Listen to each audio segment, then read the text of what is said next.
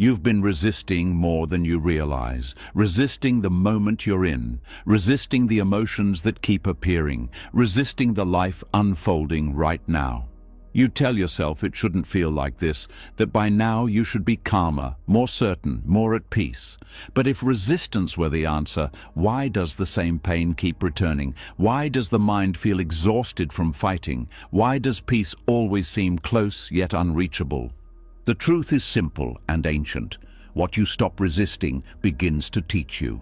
Buddhist teachings have pointed to this for centuries, not through force or control, but through acceptance, through meeting reality exactly as it is.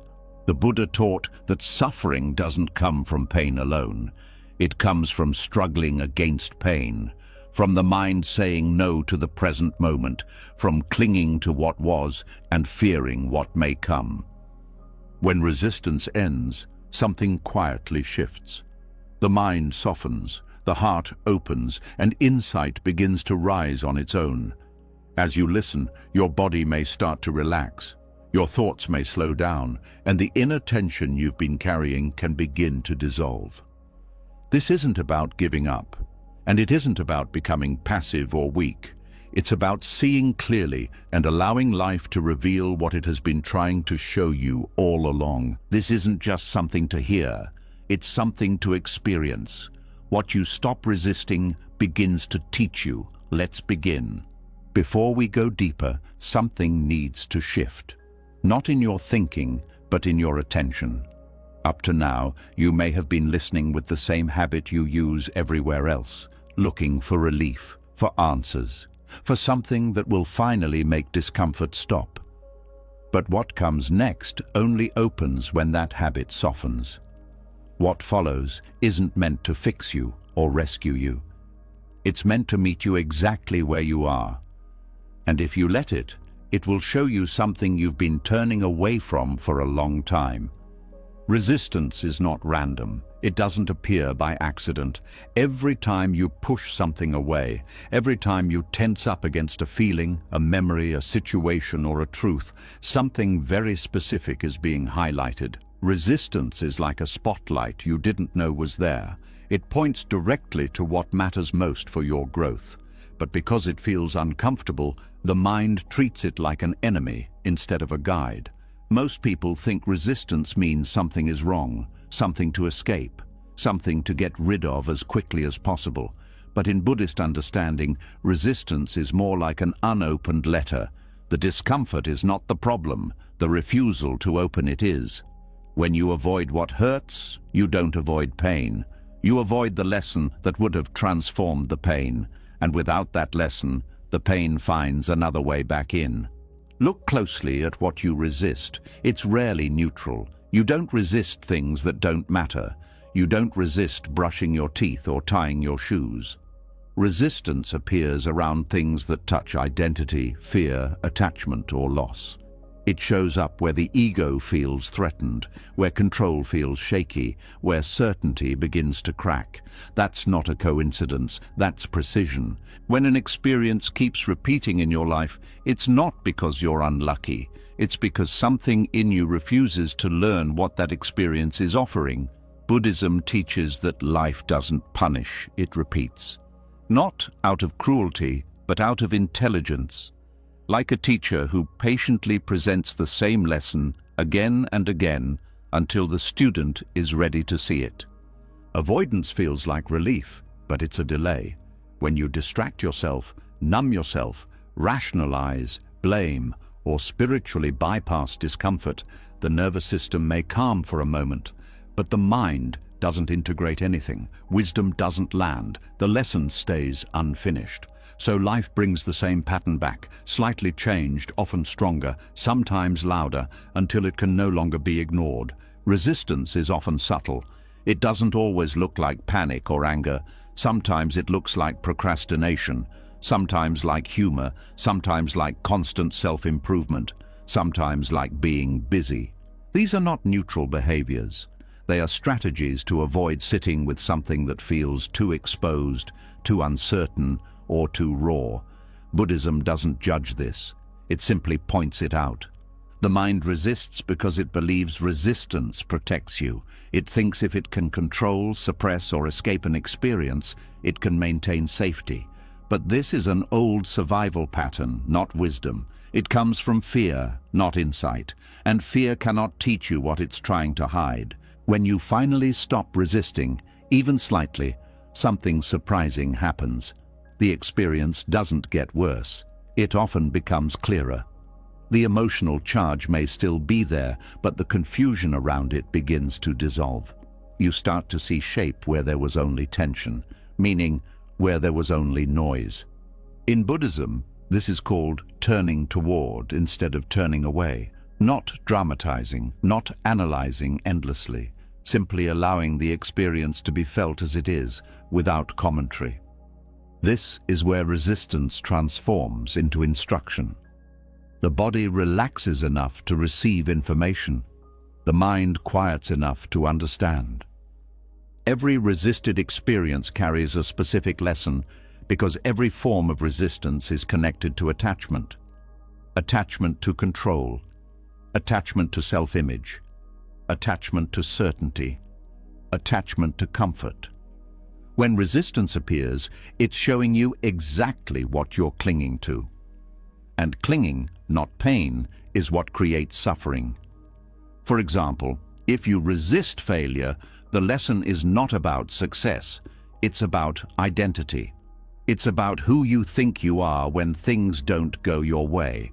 If you resist loneliness, the lesson is not about other people. It's about your relationship with yourself when no one is watching. If you resist uncertainty, the lesson is not about the future. It's about trust in the present. Avoidance delays wisdom because wisdom requires contact. You cannot learn the nature of fire by reading about it. You learn by feeling its heat, carefully, consciously. In the same way, emotional wisdom doesn't come from thinking your way out of pain. It comes from staying present long enough for the pain to speak. Pain has language, but resistance blocks your ability to hear it. When you tense against pain, you reduce sensitivity, you narrow perception, you go into defense. And defense is a closed position. Nothing enters, nothing teaches. This is why people say they've been through so much but still feel stuck. Experience alone doesn't mature you. Awareness does. You can live the same year 50 times and call it a lifetime. Or you can live one difficult moment fully and be changed by it. The difference is not strength, it's openness. Resistance also creates an internal split. One part of you feels something, another part rejects it. This fragmentation costs energy. It creates inner conflict. Buddhism calls this the second arrow. The first arrow is the pain itself. The second arrow is the resistance to it. And it's the second arrow that causes most of the suffering. When resistance drops, the second arrow disappears. The pain may still exist, but it's no longer multiplied by judgment, fear, or story. In that space, something else becomes possible. Understanding, acceptance, sometimes even compassion for yourself. Resistance often comes with a demand, this shouldn't be happening. But reality doesn't respond to demands, it responds to alignment. When you stop arguing with what is, your energy returns. You're no longer fighting the current, you're learning how to move with it. This doesn't mean liking what happens. Acceptance in Buddhism is not approval. It's honesty. It's acknowledging what is already here without trying to manipulate it into something else. From that honesty, clarity arises. And from clarity, wise action becomes possible. When you resist, you're blind. When you accept, you see, and seeing changes everything. The teacher you haven't met yet is not outside you. It's in the very experience you've been avoiding. The anxiety you try to silence, the grief you distract from, the anger you suppress. These are not obstacles on the path. They are the path when met correctly. Resistance keeps you stuck in reaction. Acceptance opens response. Reaction is automatic and unconscious. Response is spacious and aware. One repeats patterns, the other dissolves them. There's a reason the same triggers keep showing up. They are not there to torture you. They are there to teach you how you abandon yourself, how you tense, how you close, how you run. And once you see that clearly, the lesson completes itself. The pattern loses its grip. Wisdom doesn't come from comfort, it comes from intimacy with experience, not dramatic intimacy, quiet intimacy. The kind that listens without interrupting, the kind that allows discomfort to unfold without trying to rush it away. Avoidance feels active, but it's passive in the deepest sense. It leaves life unchanged. Acceptance feels passive, but it's profoundly active. It reorganizes the mind. It integrates experience. It ends repetition. When you stop resisting, you don't become weaker. You become more precise. You waste less energy. You stop fighting shadows. You meet what's real. And what's real always has something to teach. This is why Buddhist practice doesn't promise a life without pain. It promises a relationship with pain that transforms it, not by force, not by denial, but by understanding. And understanding only comes when resistance ends. What you've been avoiding is not your enemy. It's unfinished wisdom, waiting patiently until you're ready to stop running. Something has already shifted. By seeing resistance as a teacher instead of an enemy, the fight softened. What once felt like constant friction began to reveal meaning. But if resistance is the door, discomfort is what waits behind it. And this is where many people stop again, not because they don't want truth, but because discomfort feels confusing, unsettling, and personal. Yet discomfort is not random noise. It is organized. It carries intelligence. And once resistance loosens, discomfort becomes the next thing asking to be understood. There is a quiet moment when discomfort appears, a tightening in the chest, a restlessness in the body, a subtle sense that something isn't sitting right.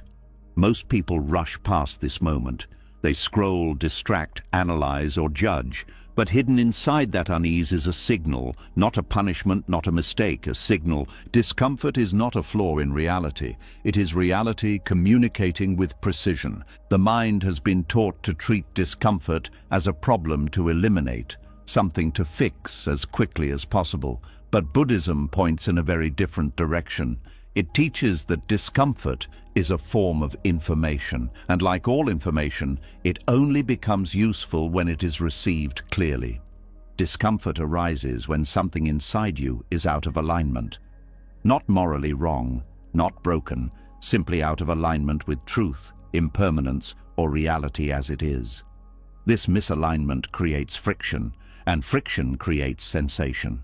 That sensation is discomfort. The body often understands this before the mind does. A tight jaw during a conversation you're pretending to be okay with. A heavy feeling when you agree to something you don't mean. A restless energy when you're avoiding a truth you already know. These are not inconveniences, they are instructions.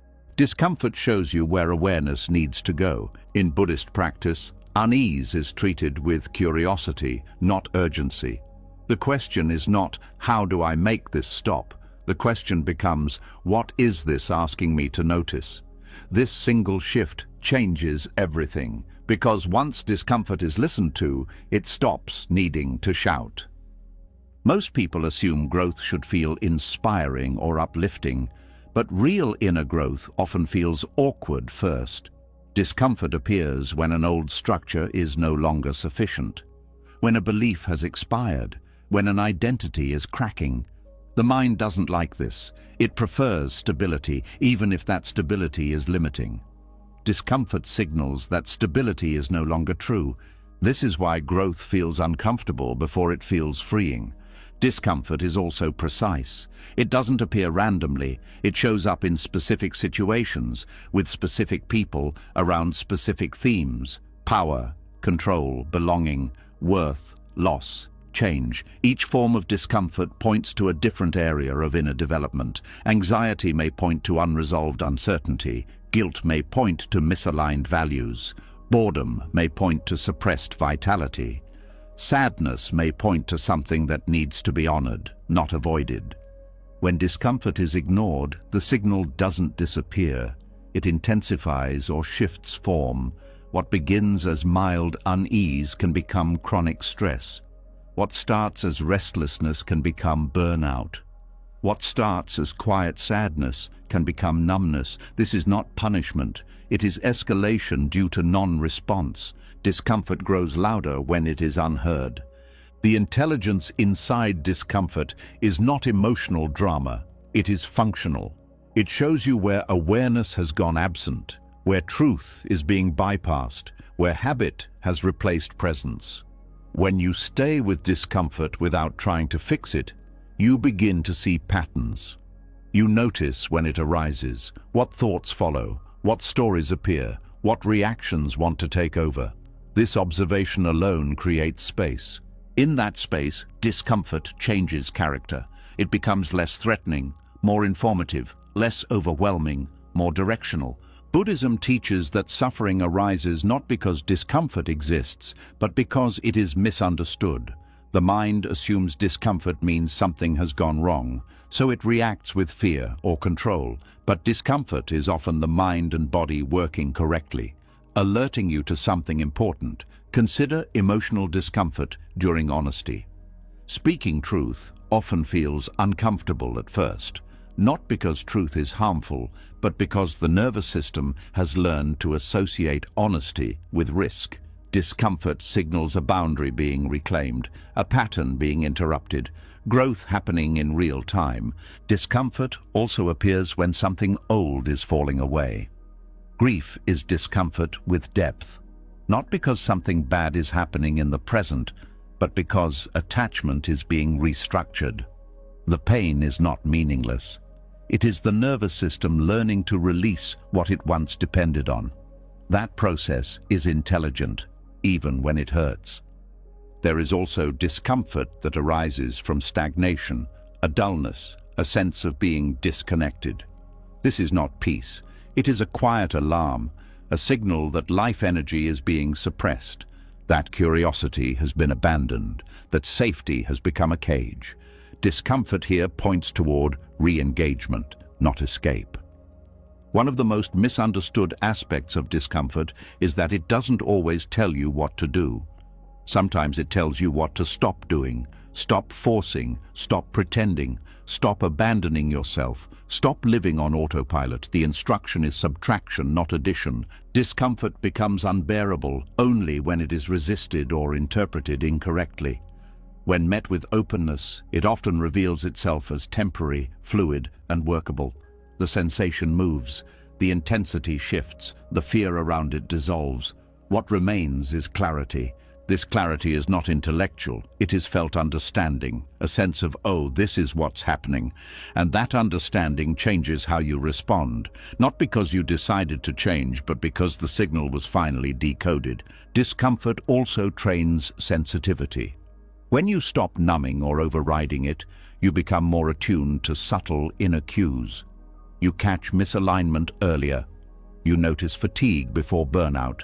You notice resentment before it hardens. You notice fear before it controls decisions. This sensitivity is wisdom in action. The mind often wants certainty. Discomfort often arrives with uncertainty. This is intentional. Growth requires tolerance for not knowing. Discomfort stretches that tolerance. It teaches you to stay present without immediate answers, to remain open without resolution. This builds trust in awareness itself. Buddhism does not promise comfort. It promises clarity. And clarity sometimes comes wrapped in discomfort, not to hurt you, but to wake you up. When discomfort is allowed, it completes its cycle. It delivers its message and leaves. When it is suppressed, it lingers, not because it wants attention, but because its function has not been fulfilled. Discomfort is not asking for obsession, it is asking for presence. This is why practices like mindfulness focus on sensation, not to dwell in pain, but to read it accurately. Sensation is the first language of experience. Thought comes later. When you learn to stay with sensation without interpretation, discomfort loses its threat and reveals its structure. There is intelligence in how discomfort arises and fades. It has timing. It has rhythm. It responds to attention. When you stop fighting it, it reorganizes naturally, often without effort. Discomfort also humbles the ego. It reminds you that control is limited, that life moves, that holding on creates strain. This humility is not weakness, it is realism, and realism is the foundation of peace. The most important shift is this: discomfort is not something happening to you, it is something happening for awareness. It is part of the learning system of being human.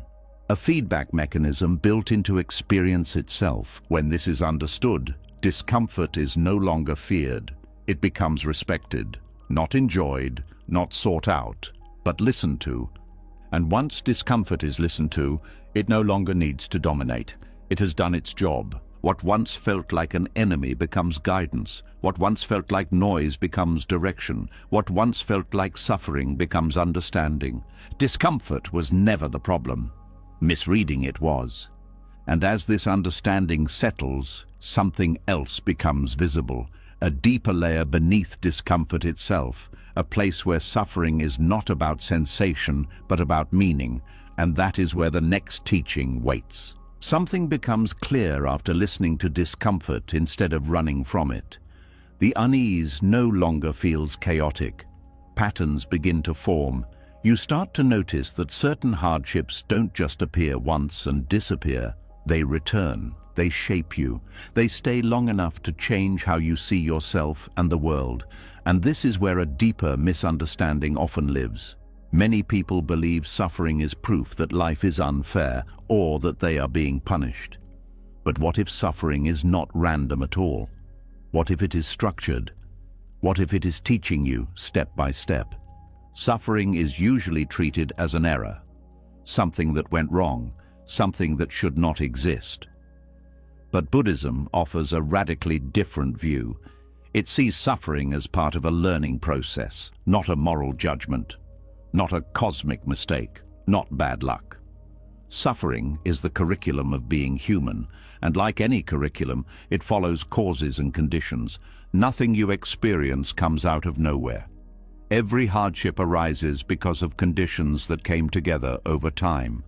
Habits, choices, beliefs, attachments, expectations. Even things you didn't consciously choose still arise within a web of causes. This doesn't mean blame, it means understanding, and understanding changes everything.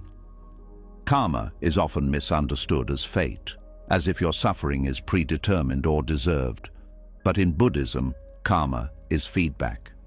It simply means action and result, not punishment, not reward, feedback. When you touch a flame, your hand burns. Not because the flame is angry, but because heat has a natural effect. Suffering works the same way. It reveals how actions, reactions, and attachments produce results. This reframing is powerful, because once suffering is seen as feedback, it stops feeling personal. It stops being an attack on your worth.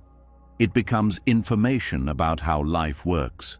And information can be learned from. Suffering shows you where reality and expectation collide, where you demand permanence from what changes, where you expect control over what moves freely, where you cling to comfort in a world defined by impermanence. Each form of suffering corresponds to a specific misunderstanding. Loss teaches impermanence. Frustration teaches limits of control. Disappointment teaches attachment to outcomes. Anxiety teaches fear of uncertainty. These are not abstract ideas. They are lived lessons. When suffering is resisted, it feels meaningless. When it is understood, it becomes purposeful. Not pleasant, but purposeful. It sharpens awareness. It strips illusions. It reveals what actually matters when everything else falls away. Think of how hardship reorganizes priorities. When life is easy, attention scatters. When suffering arrives, focus narrows. You see clearly what cannot be taken from you and what was never solid to begin with. This clarity is not accidental, it is part of the curriculum.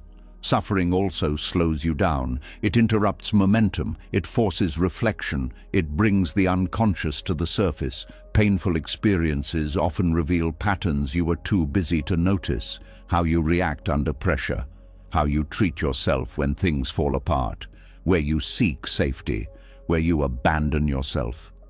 These insights rarely come from comfort.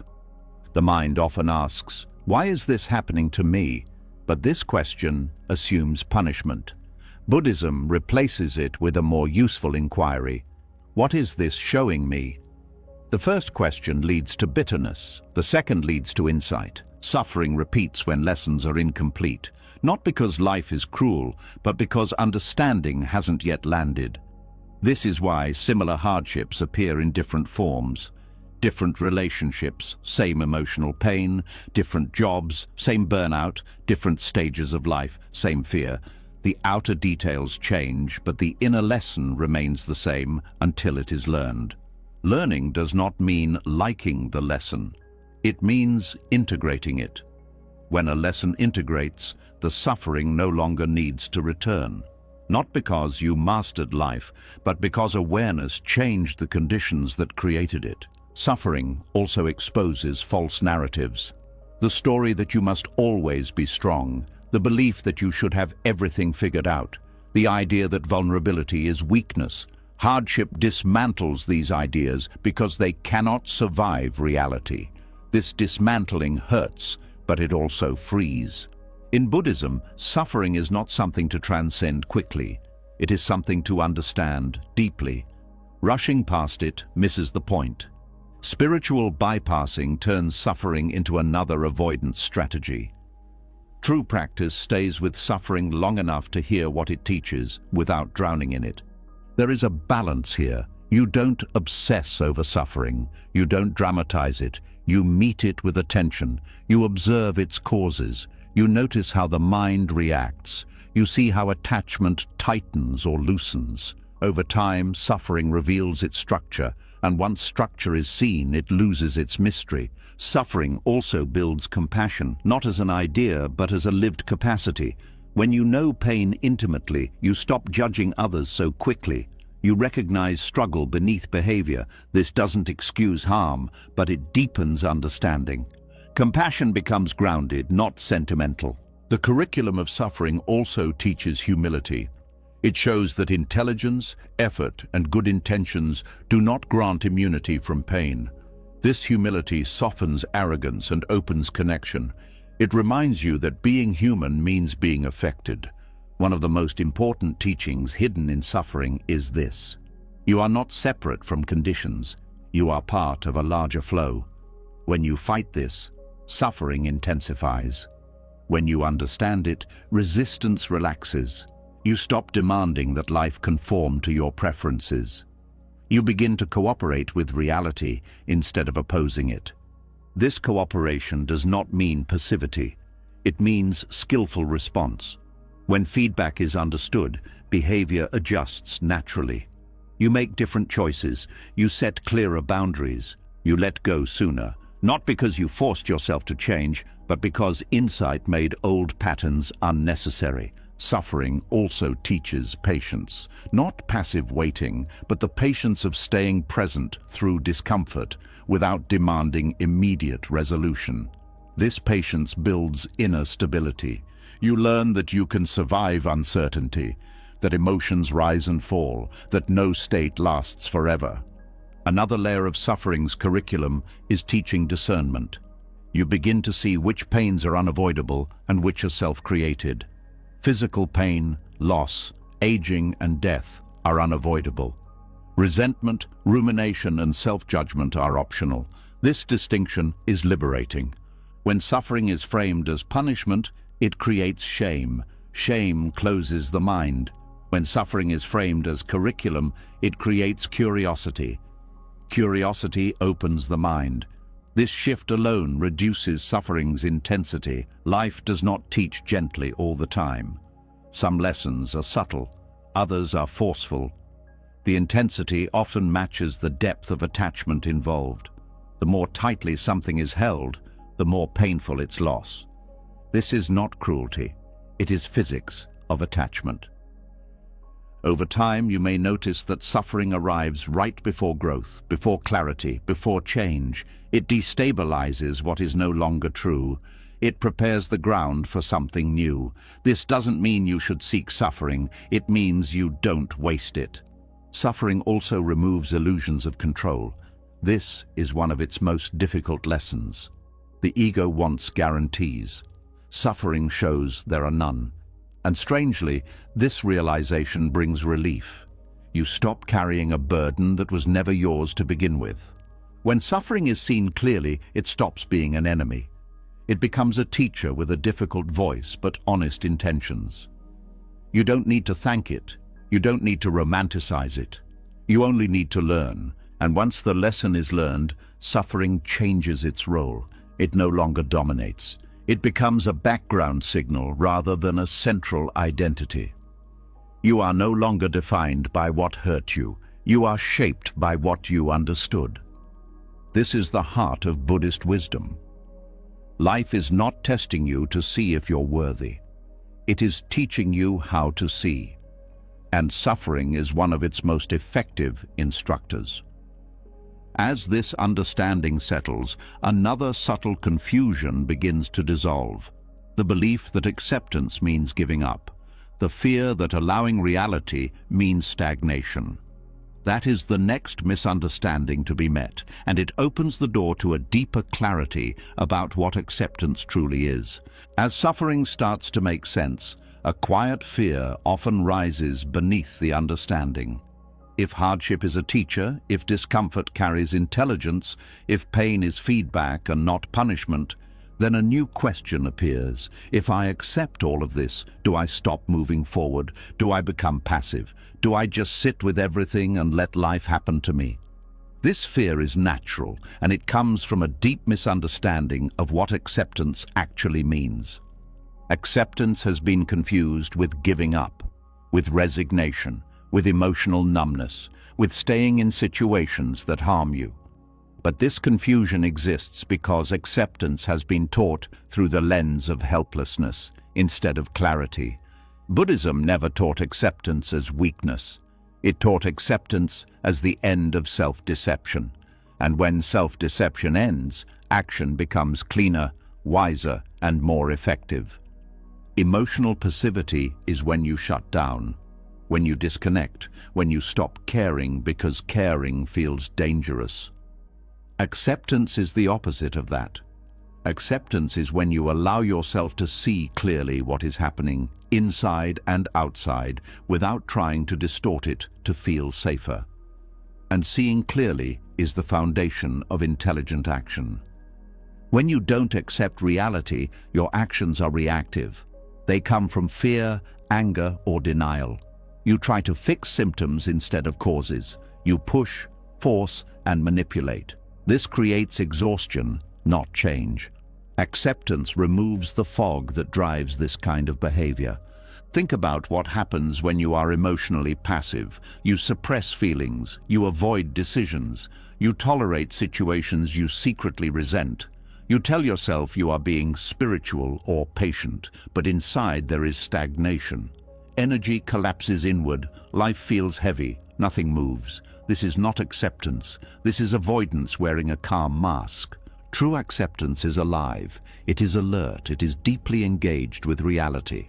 When you accept a situation, you are no longer arguing with it. And when the argument stops, energy becomes available. That energy doesn't disappear. It turns into clarity. Clarity leads to action that fits reality instead of fighting it. In Buddhism, acceptance begins with acknowledging what is already true, not what should be true, not what you hope will be true, what is actually happening right now. This includes emotions, circumstances, limitations, and conditions. When these are fully acknowledged, the mind stops wasting effort resisting facts. That effort turns into responsiveness. For example, accepting that you are tired doesn't mean you stay exhausted forever. It means you stop pretending you're not tired. And from that honesty, rest becomes possible. Boundaries become possible. Change becomes possible. Denial would have kept you stuck. Acceptance also removes emotional distortion.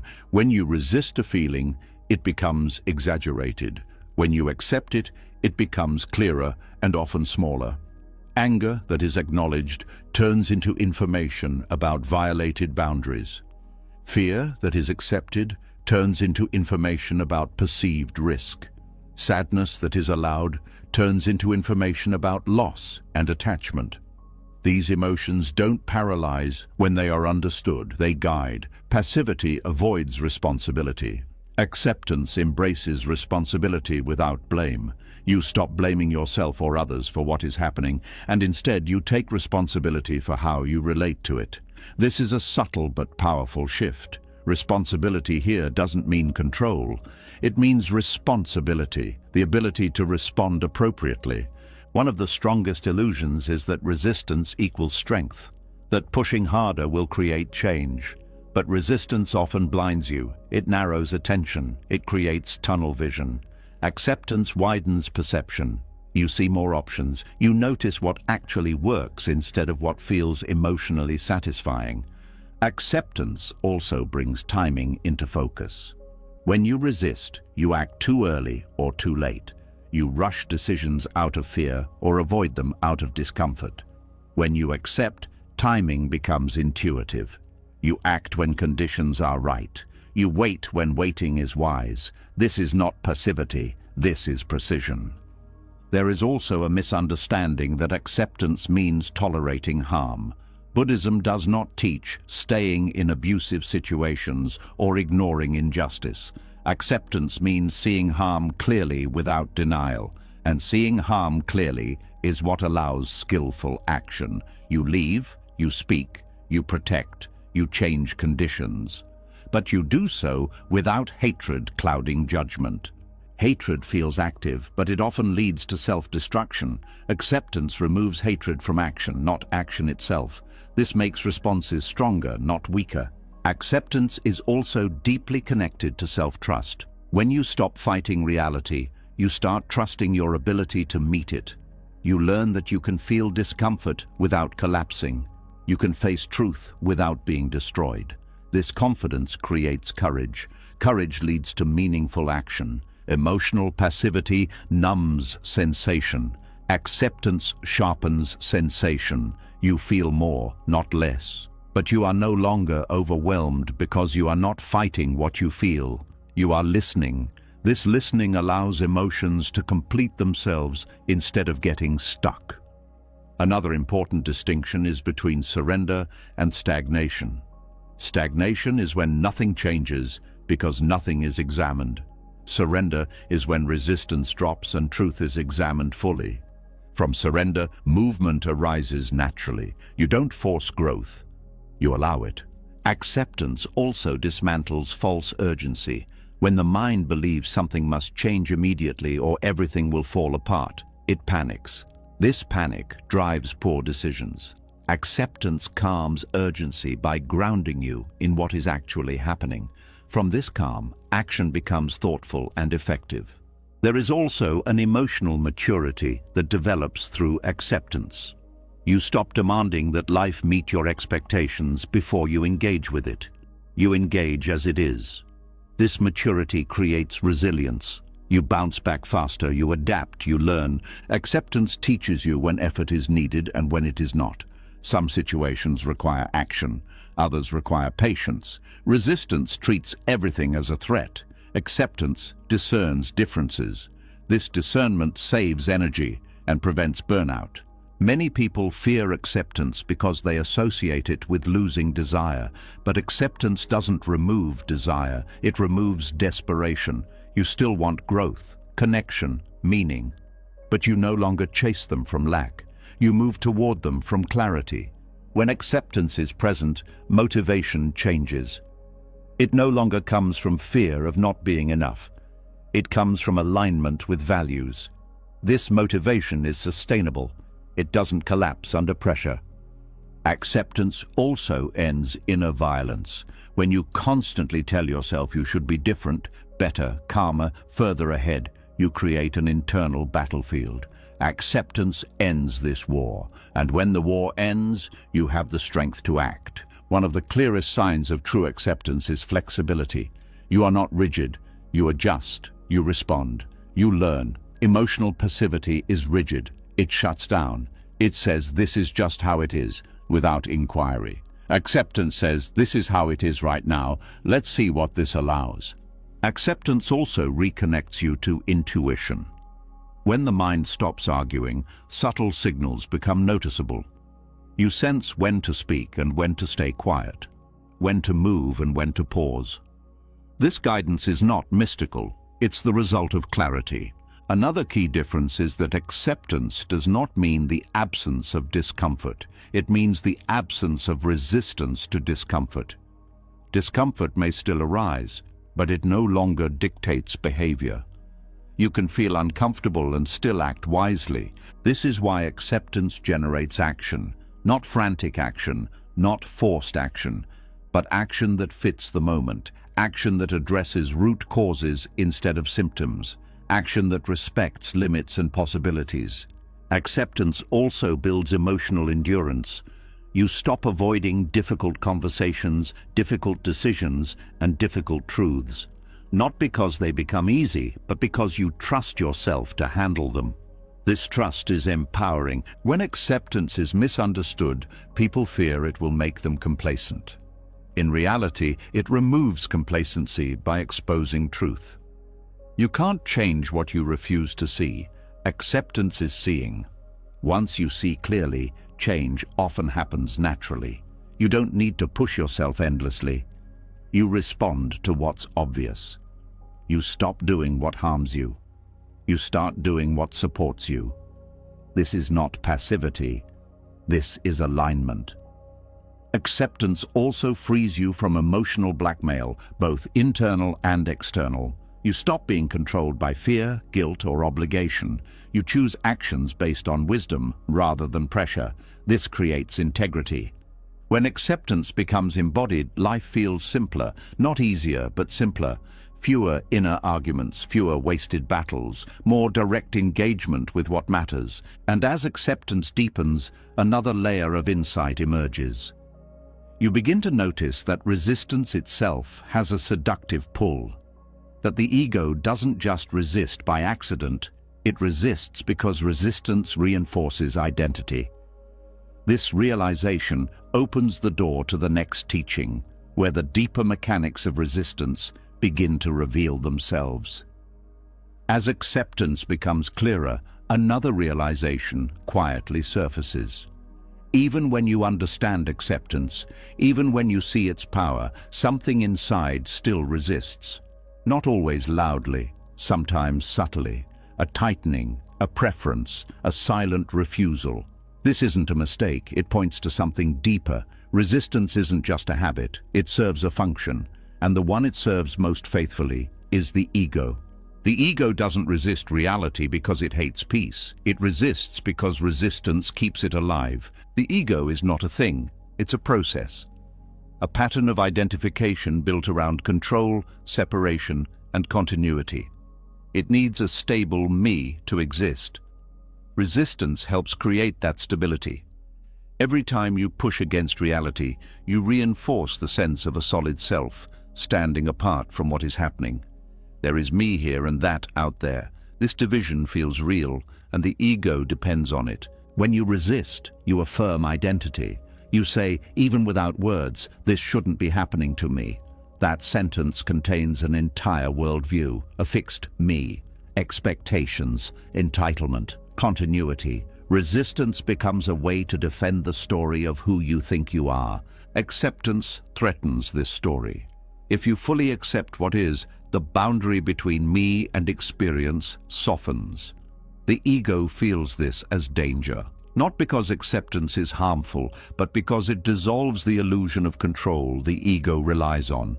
Resistance gives the ego something to do, something to fight, something to manage. When life is fully accepted, the ego loses its job. And it doesn't go quietly. Control is one of the ego's favorite tools. Resistance creates the feeling of control even when none exists. Struggling against reality gives the impression of agency. At least I'm not giving in. But this is not real control. It's symbolic control, a posture, a stance. And the ego feeds on this posture. The ego also resists because resistance maintains identity through conflict. Without resistance, many identities collapse. The victim identity, the rebel identity, the fixer identity, the superior identity. These roles require opposition. They need something to push against. Acceptance removes the opponent, and with it, the role. This is why letting go can feel disorienting. It's not just habits dissolving, it's identity dissolving. The ego senses this and tightens its grip. It creates reasons to resist, stories, justifications, moral arguments, anything to keep the sense of self intact. Resistance also reinforces the illusion of permanence. When you resist change, you act as if things should stay the same. This supports the ego's deepest fear, impermanence. The ego depends on continuity, a stable self, a predictable world. Resistance is a way to deny change even as it happens. But reality is impermanent by nature. Everything moves, everything shifts. When the ego resists this truth, suffering increases. Not because change is painful, but because denial creates friction. The ego doesn't mind pain as much as it minds uncertainty. Pain can be integrated into identity. This is my struggle. Uncertainty cannot. Acceptance introduces uncertainty. It opens space. It removes guarantees. The ego interprets this as threat. Resistance also strengthens the sense of authorship. I am the one who decides. I am the one who controls. But much of life unfolds beyond personal control. Acceptance reveals this. Resistance hides it. The ego prefers illusion over humility. Another reason resistance is addictive is because it gives emotional intensity. Anger, frustration, righteousness. These emotions feel energizing. They create momentum. The ego mistakes this energy for power, but it's reactive energy. It burns quickly and leaves exhaustion. Acceptance feels quieter, less dramatic. This quiet can feel like emptiness to the ego. Without drama, without struggle, without tension, the ego feels unseen, unneeded. So it creates new reasons to resist. Resistance also allows the ego to avoid vulnerability. Acceptance requires openness. It requires allowing experience to touch you fully. Resistance creates armor. That armor feels safe, but it blocks connection. The ego prefers safety to truth. Notice how resistance often appears just before surrender, just before insight, just before peace. This is not coincidence. The ego senses dissolution approaching and responds with urgency. Doubt, fear, distraction, anything to pull you back into identification. The ego also uses resistance to reinforce moral superiority. I shouldn't have to accept this. This is wrong. Sometimes this is true at a practical level, but internally the resistance often masks a deeper need to be right, to stand above reality instead of within it. Acceptance removes this hierarchy. It doesn't say everything is okay, it says everything is happening. From that clarity, ethical action can arise without ego reinforcement. Resistance also strengthens the illusion of a separate self over time. Each resisted moment is stored as memory. Memory becomes narrative. Narrative becomes identity. This is who I am because of what I've been through. Acceptance loosens the grip of narrative. The ego resists that loosening. The addiction to resistance is subtle because it masquerades as self-protection. The ego says it's keeping you safe. But what it's really protecting is its own continuity. It confuses identity with survival. Buddhism does not ask you to kill the ego, it asks you to see it clearly. When seen clearly, the ego loses its authority. Resistance becomes optional instead of automatic. When you begin to notice resistance without acting on it, something interesting happens. The urge weakens, not because you forced it to stop, but because it no longer serves its purpose. Awareness exposes the addiction. You start to see how often resistance arises unnecessarily, how much energy it consumes, how little it actually solves. This seeing is not judgment, it's insight, and insight dissolves compulsion. Acceptance feels threatening only when identity is rigid. As identity softens, acceptance feels relieving. You no longer have to defend an image. You no longer have to maintain control. You can respond instead of react. This doesn't mean the ego disappears. It becomes functional rather than dominant. It serves practical needs instead of dictating reality. Resistance loses its addictive pull. The illusion of permanence also begins to crack. You see that change doesn't erase you. It reshapes experience. You survive uncertainty. You survive letting go. This realization weakens the ego's grip more than any effort could. Resistance thrives on unconsciousness. Acceptance thrives on awareness. When awareness increases, resistance has nowhere to hide. It becomes transparent, and transparent things lose power. As resistance loosens, something else becomes possible. Pain itself begins to change. Not because pain disappears, but because it is no longer filtered through ego defense. This marks another turning point. Pain stops being an enemy and starts becoming instruction in a more direct way. And that shift leads to the next teaching, where pain itself reveals a different role when met without resistance. As resistance loosens and the ego's grip weakens, pain no longer arrives the same way. It still appears, but something fundamental has changed. The tension around it softens. The urgency to escape fades. What once felt like an emergency begins to feel like a signal. This is a quiet turning point, and many miss it because they're still waiting for pain to disappear. But something far more important happens instead. Pain begins to speak. Pain hurts most when it is negotiated with. When the mind bargains, argues, pleads, or demands that pain be different, the nervous system tightens. This tightening amplifies sensation. It adds layers of fear, resistance, and story. But when pain is met with awareness instead of negotiation, the structure of the experience changes from the inside. Awareness does not mean watching pain from a distance. It means allowing pain to be fully present without trying to manage it. No contracts, no timelines, no conditions, just honest contact. And honest contact transforms pain's role. The first thing that changes is intensity. Pain may still be strong, but it becomes cleaner. There is less emotional noise around it. Fewer thoughts saying, "This shouldn't be happening," or "I can't handle this." Those thoughts were never neutral. They were adding pressure. When they fall away, pain becomes more direct and less overwhelming. Pain instructs through sensation, through texture, through movement. When awareness stays with sensation, instead of fleeing into thought, you begin to notice that pain is not static. It pulses, it shifts, it rises and falls. This impermanence is not philosophical, it is directly felt. And once you feel impermanence, fear loosens its grip. Negotiation assumes pain has authority over you. Awareness reveals that pain is an experience, not an identity. You are not pain. You are aware of pain. This distinction is subtle but life-changing. It restores agency without control. You don't dominate pain. You don't submit to it. You relate to it. When pain is negotiated with, the mind keeps asking, "How long will this last?"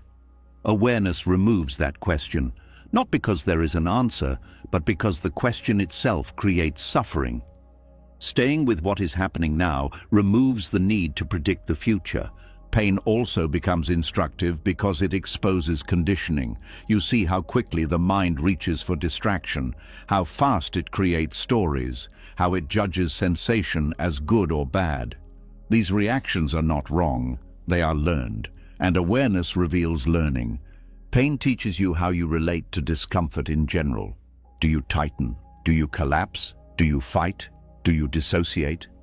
These responses appear automatically. Awareness slows them down. In that slowing, choice appears. When pain is met with awareness, it often reveals emotional layers beneath physical sensation. Fear, grief, anger, loneliness. These emotions were always there, but pain brings them to the surface. Negotiation tries to suppress them. Awareness allows them to be felt without interpretation. This feeling completes emotional cycles that were previously stuck. Pain also teaches boundaries. It shows where you have gone beyond capacity, where you ignored signals, where you pushed instead of listened. This is not punishment, it is correction. The body speaks honestly when words were ignored. Another shift occurs in time perception. Negotiated pain feels endless. Aware pain exists moment by moment. You deal with what is happening now, not what might happen later. This makes pain workable. Not easy, but workable. Pain met with awareness also deepens compassion, not as a concept, but as recognition.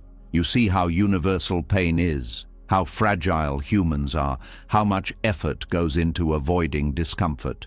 This recognition softens judgment, both toward yourself and others. There is also a surprising increase in stability. When you stop negotiating, you stop exhausting yourself.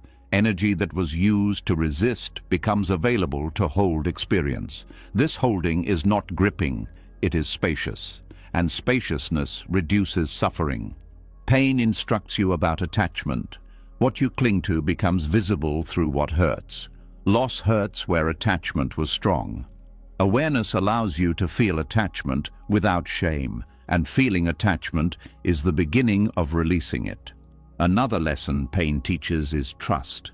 Not blind trust, but trust in awareness itself. You learn that you can stay present with difficult experience without being destroyed. This trust builds confidence that no affirmation ever could. When pain is met directly, it often loses its need to dominate attention. It becomes one experience among many. Sensations, sounds, breath, space. Pain is no longer the whole field. Awareness widens naturally. Negotiation narrows attention. Awareness expands it. Pain also becomes less personal. Instead of "why is this happening to me?" there is simply "this is happening." This depersonalization is not cold. It is relieving. It removes unnecessary self-reference. Pain met with awareness also teaches patience, not forced patience, but organic patience. You stop rushing toward relief. You allow relief to come or not come. This allowance paradoxically creates conditions for relief. Another internal change is humility. Awareness shows that pain does not respond to force. It responds to understanding. This humility dissolves arrogance and self-blame alike. Pain also teaches you where control ends and cooperation begins. You cannot command pain away, but you can cooperate with experience. This cooperation reduces suffering even when pain remains. There is also an increase in sensitivity. Awareness sharpens perception. You notice subtle shifts, early signals, fine-grained sensations. This sensitivity allows earlier response in the future, preventing escalation. Pain instructs through contrast. You appreciate ease more deeply. You value simplicity. You recognize the fragility of comfort. This appreciation is not clinging. It is clarity. When pain stops hurting in the old way, it does not become pleasant. It becomes meaningful. And meaning changes relationship. You stop seeing pain as an interruption. You see it as part of life's intelligence. Pain also reveals the difference between endurance and presence. Endurance is rigid. Presence is flexible. Endurance creates pride and resentment. Presence creates understanding and release. As awareness stabilizes, pain often resolves more quickly. Not always, But even when it doesn't, it leaves less residue, less bitterness, less fear, less memories stored as trauma. Pain met with awareness also breaks isolation. You feel connected to humanity, to shared vulnerability, to the fact that pain is not a personal failure but a universal experience. This changes how you approach future pain. You don't rush ahead mentally, you don't panic, you meet it when it arrives. This reduces anticipatory suffering, which is often worse than the pain itself. Pain instructs most clearly when you stop trying to make it stop. This is the paradox. Letting go of negotiation reveals intelligence that was always there. And as this intelligence becomes familiar, another realization begins to surface. Not all suffering comes from pain itself. Some suffering is created by subtle inner rejection, by turning against experience in quiet ways. This inner violence is harder to see, but once seen, it changes everything. As pain becomes something you can stay with instead of something you fight, another layer of understanding quietly comes into view. You begin to notice that not all suffering comes from pain itself. Some of it comes from what you do to yourself in response to pain. Not loudly, not dramatically, but subtly, almost invisibly. This is where resistance crosses a line. This is where resistance stops being a reaction and becomes a form of inner harm. This kind of violence doesn't look like anger or self-hatred at first. It looks reasonable. It looks like self-control. It looks like being strong. But underneath, something is being rejected. And whatever is rejected inside doesn't disappear. It splits. Inner violence begins the moment you decide that a part of your experience is unacceptable. A feeling you shouldn't have, a thought that shouldn't arise, a weakness you shouldn't show. This decision seems small, but it has consequences. The mind divides. One part experiences, another part judges and suppresses. This division creates friction, and friction creates suffering. The mind was never meant to be at war with itself. When it is, energy drains constantly. You feel tired even when nothing has happened. Heavy even when life looks fine.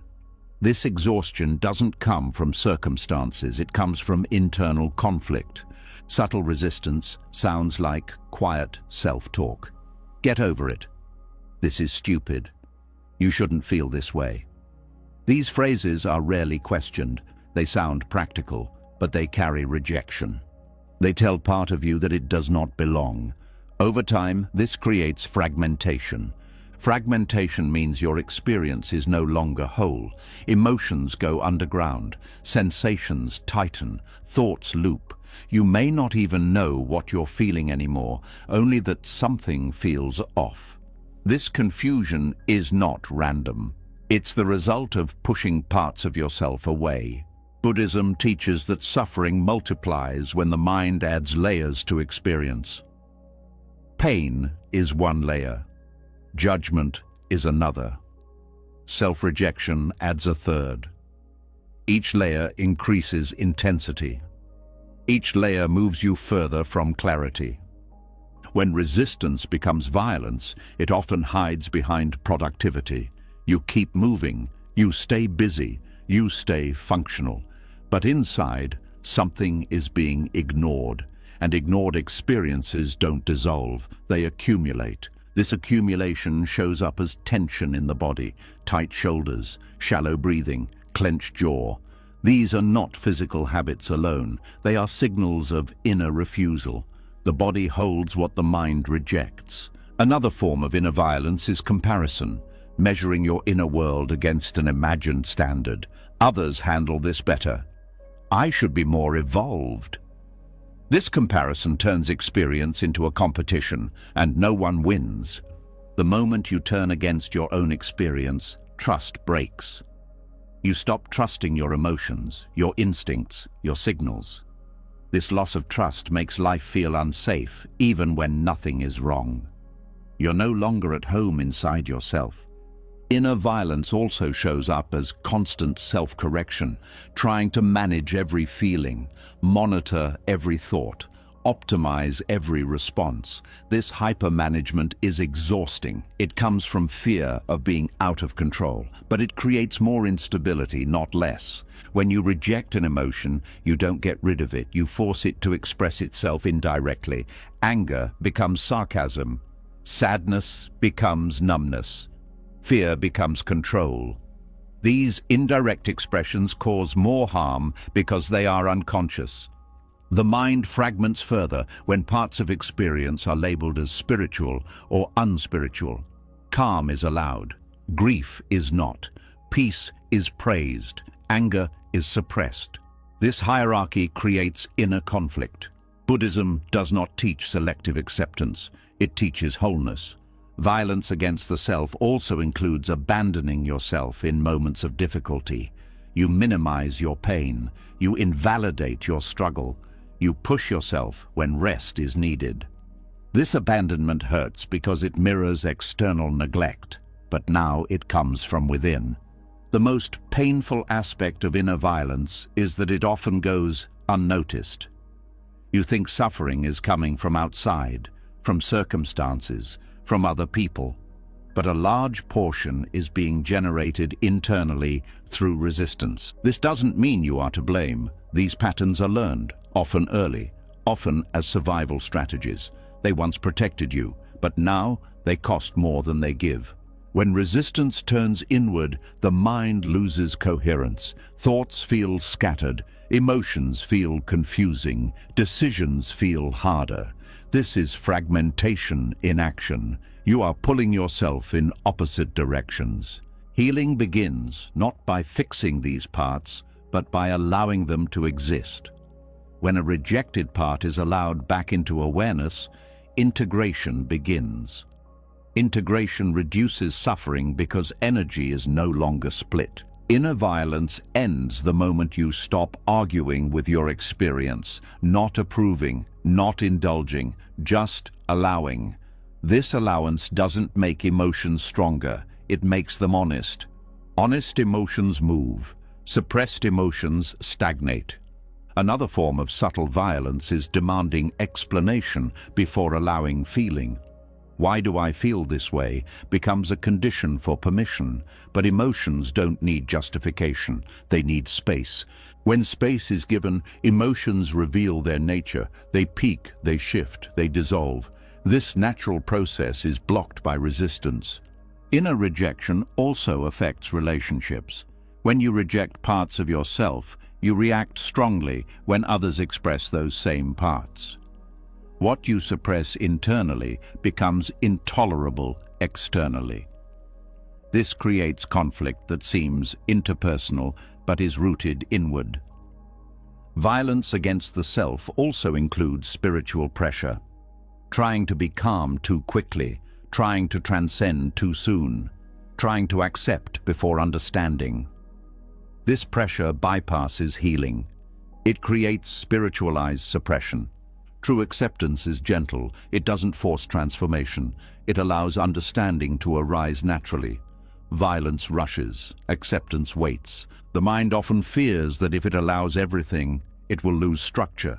But structure built on suppression is fragile. Structure built on awareness is flexible. Integration strengthens stability. When inner violence stops, there is relief. Not dramatic, quiet. A sense of being whole again. You no longer feel split between what you feel and what you think you should feel. This wholeness reduces suffering immediately, not because pain disappears, but because it is no longer multiplied by rejection. There is also a return of curiosity. When you stop fighting yourself, you can explore experience again. You become interested instead of defensive. This curiosity is healing. Inner violence thrives on urgency. Acceptance slows things down. Slowing down reveals that most inner conflict is unnecessary. You were never in danger from your own feelings. The moment resistance becomes violence is the moment compassion is needed most. Not as an idea, but as a stance. Compassion says, this too belongs. And belonging heals fragmentation. When you allow yourself to be whole, even with discomfort, suffering loses its edge. It no longer feeds on division. It no longer echoes endlessly. When the inner war quiets and the mind stops turning against itself, something unexpected becomes possible. Feelings that were once pushed away no longer feel as threatening. They don't disappear, but they stop arriving as enemies. They wait, they linger, and if you stay present, they begin to reveal something else entirely.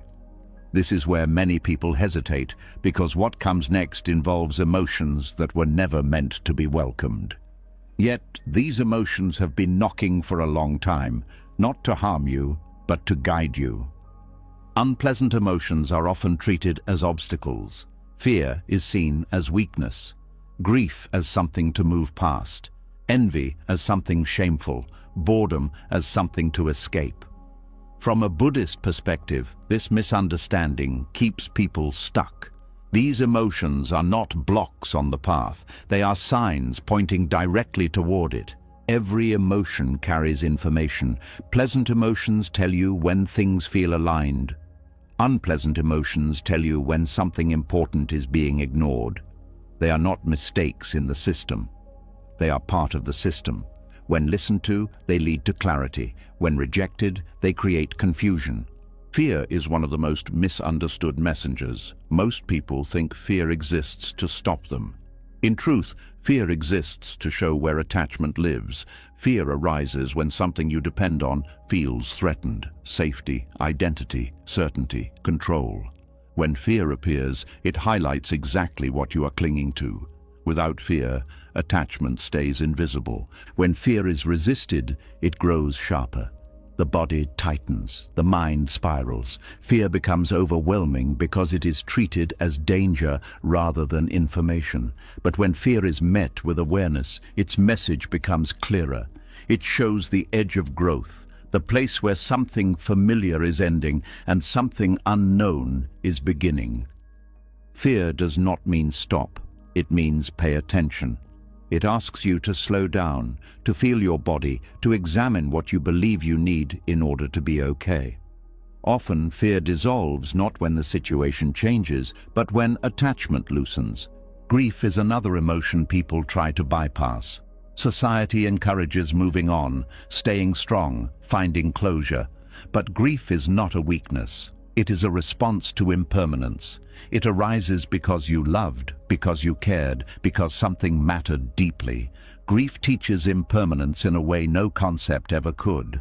When grief is avoided, it turns heavy and unresolved. It leaks into the present. It dulls joy. It hardens the heart. But when grief is allowed, it becomes tender. It softens you. It deepens empathy. It opens the heart instead of closing it. Grief also teaches the truth of connection. You feel grief because you were connected, because life touched life. That connection does not disappear when the form changes. Grief is love adjusting to loss. When you stay with grief, love expands instead of contracts. Envy is perhaps one of the most rejected emotions. It is quickly labeled as bad, immature, or unspiritual. But envy contains precise information. Envy points to unacknowledged desire. It shows you what you value but may not have admitted to yourself. When ignored, envy turns into bitterness. When examined, it becomes guidance. Envy asks, "What do I want that I'm afraid to want?" It highlights areas of suppressed longing, not because you are lacking, but because something within you is still alive and seeking expression. Envy is not telling you to take what others have. It is telling you to recognize what you desire and understand why you believe you cannot have it. Boredom is another overlooked messenger. It is often treated as a sign that something external needs to change. More stimulation, more distraction, more activity. But boredom often arises when attention has collapsed inward, when curiosity has been numbed, when life is being lived mechanically. Boredom teaches presence. It reveals how dependent the mind is on constant stimulation. When boredom is allowed without distraction, something interesting happens. Restlessness surfaces, then subtle sensations, then awareness deepens.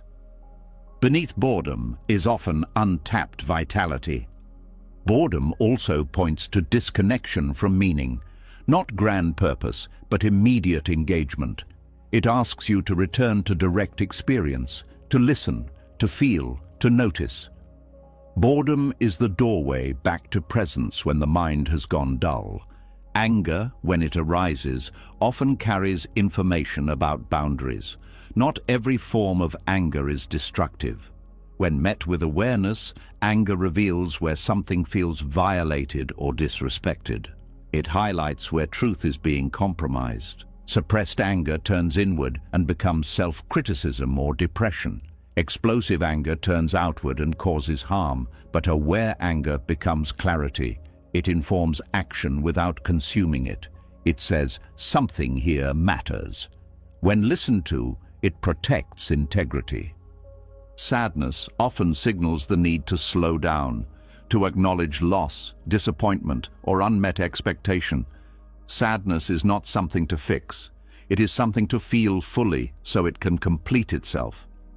When sadness is rushed away, it becomes lingering heaviness. When allowed, it passes naturally. Anxiety often reflects future-oriented fear. It shows how the mind leaves the present and lives in imagined outcomes. Anxiety teaches the cost of abandoning now for later. When met with awareness, anxiety guides attention back to the body, back to breath, back to what is actually happening. Shame is one of the most painful emotions and one of the most misunderstood. Shame signals fear of disconnection. It arises when you believe something about you makes you unworthy of belonging. Shame is not proof of unworthiness. It is proof of the need for compassion. When shame is hidden, it deepens. When it is met with awareness, it softens. Shame teaches the importance of acceptance, both internally and externally. It reveals how much the mind equates worth with performance or image. Guilt, when healthy, points to misalignment with values. It says something needs repair. When guilt is chronic, it becomes punishment. Awareness separates these two. It allows you to correct behavior without attacking identity. Loneliness is another powerful messenger. It reveals the human need for connection, not distraction, not validation, genuine connection. Loneliness also invites deeper relationship with oneself. When loneliness is avoided, it turns into dependence. When it is met, it becomes self-understanding. Jealousy highlights attachment to exclusivity, fear of loss, fear of replacement. When examined, it reveals insecurity and unmet needs. It asks for honesty rather than control. Each unpleasant emotion is specific. They do not shout randomly. They speak in patterns. They arise in particular situations, around particular people, under particular conditions. These patterns are maps. They show where awareness needs to go next. Buddhism does not ask you to get rid of emotions. It asks you to see them clearly, to feel them fully, to understand their nature. When emotions are understood, they lose their grip. Unpleasant emotions are not signs of failure on the path. They are evidence that something real is happening, that awareness is touching something true, that growth is underway. The problem is not the emotion. The problem is the belief that the emotion should not be there. That belief creates resistance. Resistance creates suffering. When resistance drops, emotions become teachers. These emotions don't ask to be indulged. They ask to be met. There is a difference. Indulgence reinforces patterns. Awareness dissolves them. When you allow unpleasant emotions without story, without judgment, without urgency, they reveal their structure. You see where they begin, how they move, when they end. This seeing brings freedom. Over time, you stop fearing emotions, not because they disappear, but because you trust yourself to meet them. This trust is the beginning of inner stability. As you learn to listen to these messengers, life becomes more coherent. Fewer surprises, less confusion, more understanding. You are no longer fighting your own signals. When emotions are no longer pushed away and their messages begin to make sense, something else becomes impossible to ignore. Life does not only teach through feelings, it teaches through events, through timing, through collapse, through moments when plans fall apart and effort seems to lead nowhere. These moments are often labeled as failures, as mistakes, as signs that something has gone wrong. But from a deeper view, these moments are not interruptions on the path. They are the path revealing itself more clearly. There is a strange honesty in things going wrong. Success is smooth. It flatters the ego. It confirms existing beliefs. It rarely asks deep questions. When things go right, you tend to move forward without looking too closely. You enjoy the result and assume you understand the process. But when things fall apart, attention sharpens. You stop, you look, you question. Breakdown forces contact with reality in a way comfort never does. This is why breakdowns often teach faster and deeper than peace. When something fails, illusions are exposed. Assumptions you didn't know you were living by suddenly collapse. You realize what you were relying on without awareness. Control, stability, approval, predictability. When those supports disappear, you see what remains. This seeing is not gentle, but it is precise. Buddhism speaks of Dharma as truth, law, or the way things are. The Dharma of things going wrong is the truth revealed when resistance no longer works, when effort fails, when strategy collapses, when the mind runs out of answers. In these moments, reality teaches directly. Breakdowns remove distraction. When life is working, the mind is busy maintaining momentum. When life breaks, momentum stops. Silence enters, and in that silence, deeper truths surface. One of the clearest teachings that comes from things going wrong is impermanence. Success creates the illusion of continuity. Breakdown shatters it. You see clearly that no state is guaranteed, no role is permanent, no structure is stable. This is not meant to create despair. It is meant to create freedom from false security. Another teaching revealed in breakdown is humility. When plans fail despite effort, intelligence, or good intentions, the ego loses its claim to control.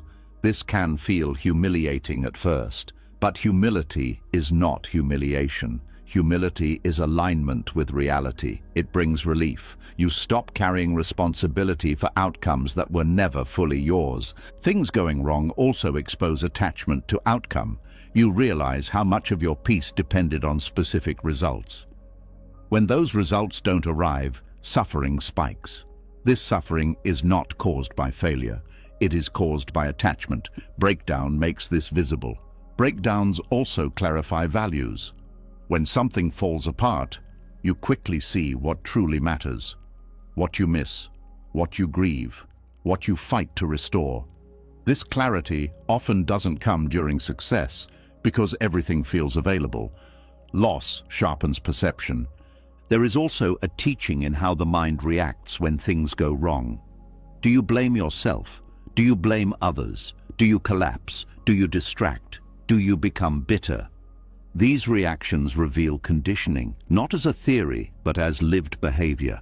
Awareness of these reactions is a powerful form of insight. Breakdowns also interrupt identity. Roles you relied on may disappear, titles, relationships, plans. Without them, you may feel lost. This loss of identity is painful, but it creates space. Space for a more flexible sense of self to emerge, one that is not dependent on external structure. When things go wrong, time feels different.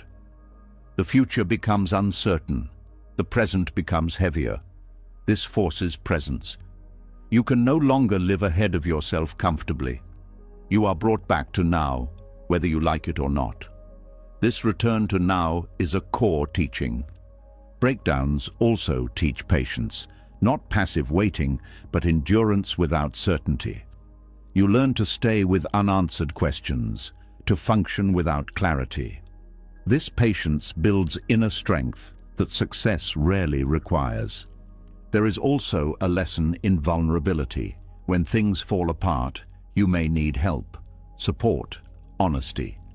This can be uncomfortable, especially if identity was built on independence or competence.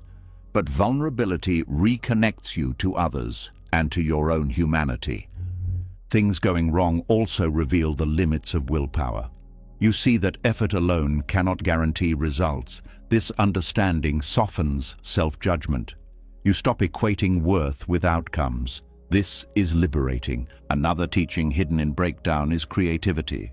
When old methods stop working, new ones emerge. Not immediately, often after frustration, but necessity opens doors that comfort keeps closed. Many insights, innovations, and transformations arise only because something stopped working. Breakdowns also dismantle spiritual bypassing. You cannot meditate your way out of real loss. You cannot affirm away grief. When things go wrong, spirituality must become embodied. It must meet pain honestly. This deepens practice beyond ideas. There is also a teaching in timing. Things often fall apart when they are no longer aligned. Not because you failed, but because conditions changed. Recognizing this reduces shame and increases wisdom. You learn to sense when something has reached its natural end. Things going wrong also clarify responsibility. You learn what you can influence and what you cannot. This clarity reduces wasted effort. You stop fighting uncontrollable factors and focus on what is actually workable. Breakdowns can also reveal resilience you didn't know you had. Not the kind that comes from bravado, but the quiet resilience of staying present through difficulty. This resilience builds confidence rooted in experience, not belief. There is also an honesty in breakdown about suffering. You stop pretending life is manageable at all times. You acknowledge uncertainty, fragility. This honesty creates depth. It removes superficial optimism and replaces it with grounded acceptance. Things going wrong also teach compassion for yourself, for others. You recognize that struggle is universal, that success is often temporary, that everyone carries unseen burdens. This recognition softens judgment. Breakdowns expose how much identity was invested in things working. When they stop, you confront the question of who you are without success, without progress, without validation. This question is uncomfortable, but it leads to a more stable sense of self. Another teaching is simplicity. When complexity collapses, what remains is often simple: breath, body, presence, connection. This simplicity is not deprivation, it is clarity. Things going wrong also slow you down enough to notice what was always there: sensations, emotions, relationships. Life becomes less abstract and more immediate. This immediacy is fertile ground for insight. Breakdowns are also honest teachers because they don't negotiate. You can't argue with collapse, you can't reason your way out of loss. This forces surrender, not as defeat, but as realism. When surrender happens, energy returns. You stop fighting reality. You begin working with it. This shift often marks the turning point where suffering begins to transform. Things going wrong also reveal that peace does not come from circumstances aligning. It comes from relationship to circumstances. This realization is foundational. It changes how you meet future challenges. Breakdowns teach discernment. You learn which battles matter, which attachments are worth examining, which expectations were unrealistic. This discernment prevents repeated suffering. There is also a teaching in grief that follows breakdown. Grief honors what was real, what mattered. Allowing grief deepens connection to life rather than numbing it. Things going wrong also create honesty in communication. You stop performing, you speak more directly. This honesty strengthens relationships that can hold it and reveals which ones cannot. Breakdowns are often where spiritual understanding becomes embodied. Ideas are tested, concepts meet reality. What survives is what's real. What falls away was never integrated. The dharma of things going wrong is not that life is cruel. It is that life is truthful. It reveals what comfort hides. It teaches what ease delays. When you stop seeing breakdowns as detours and start seeing them as instruction, suffering changes shape. It no longer feels meaningless. It feels difficult but coherent. Something deep has already been proven. When life breaks down, it doesn't only hurt, it reveals. It strips away the comfortable stories and leaves you face to face with what's real. And once you've seen that breakdowns carry dharma, you start noticing something even more precise than events. You start noticing the exact places inside you that still tighten, still argue, still refuse. Those places are not random flaws. They are signals. They are the fingerprints of attachment. And if you learn how to read them, resistance stops being a problem and becomes a diagnostic tool that points straight to what you're clinging to without knowing it.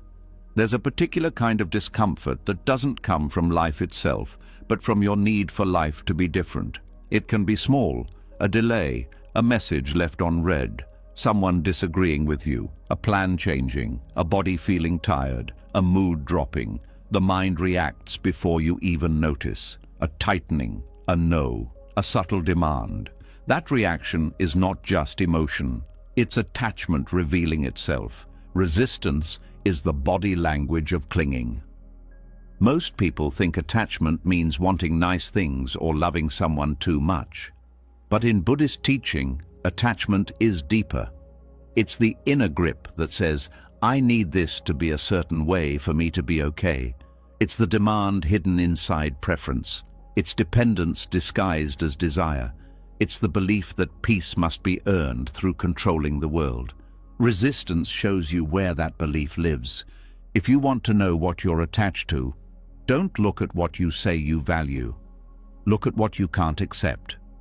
Look at what makes you tense. Look at what triggers the urge to control, fix, avoid, or prove. Resistance is honest. It tells the truth faster than your self-image does. When you resist something, it usually means one of three things is being threatened: your comfort, your identity, or your sense of control. Each one points to a different kind of attachment, and each one can be seen clearly if you stop treating resistance like an enemy and start treating it like a signal. Start with comfort. Comfort attachment is the easiest to see and the hardest to admit because it's normal. The mind loves ease, it loves smoothness, it loves predictable pleasure. But when comfort becomes a requirement instead of a preference, resistance grows sharp. Small inconveniences feel personal. Minor stress feels unbearable. The mind starts bargaining with reality like it's negotiating with a rude cashier. This shouldn't be happening. Not today. Why now? That is comfort attachment speaking. Comfort attachment is not wrong, it's just a condition, and seeing it is freedom because it stops running your life in secret. When you notice resistance to discomfort, you begin to see how often your choices are shaped by avoidance, not because you're weak, but because the mind has learned to equate discomfort with danger. This is where practice begins, separating discomfort from danger. The body can learn that difficulty is survivable. And when it learns that, comfort attachment loosens without force. Then there is identity attachment, which is quieter but more powerful. Identity attachment is the need to be a certain kind of person: smart, kind, strong, right, good, successful, spiritual, important. When an experience threatens that image, resistance appears instantly. Criticism lands like an attack. Failure feels like humiliation. Being misunderstood feels intolerable, not because the event is catastrophic, but because the identity is being challenged. Resistance reveals the identity you are trying to protect. Watch how you react when someone sees you differently than you want to be seen. Watch what happens when you make a mistake in public. Watch the urge to explain, justify, defend, or blame. That urge is not just communication, it's self-preservation of an image. And the more you cling to image, the more you suffer when life does what life does: change, expose, and humble. This is why resistance is such a useful diagnostic tool. It shows you exactly where your self-worth is conditional. It shows you which identities you are using as armor, And once you see that, you can begin to live from something deeper than performance. Then there is control attachment. Control attachment is the mind's constant need to manage outcomes, to predict, to guarantee, to secure. This attachment creates resistance to uncertainty. Even good uncertainty can feel stressful because it removes the illusion of knowing. Control attachment often hides behind planning, overthinking, and being responsible, but the emotional signature is clear. Tension when the future is not locked in. Resistance to uncertainty reveals attachment to certainty. Notice how the mind behaves when you don't know what will happen. It creates scenarios. It tries to solve problems that haven't arrived. It rehearses conversations that may never occur. It scans for threats. This scanning is not intelligence, it's attachment. It's the belief that peace comes from knowing. Buddhism points out that certainty is not a stable home. Everything changes. So the mind's addiction to certainty creates a constant fight with the nature of life. That fight is resistance. And the more you fight uncertainty, the more anxious you become. The path is not gaining perfect control. The path is learning to stay steady inside, not knowing. Here is where resistance becomes a mirror.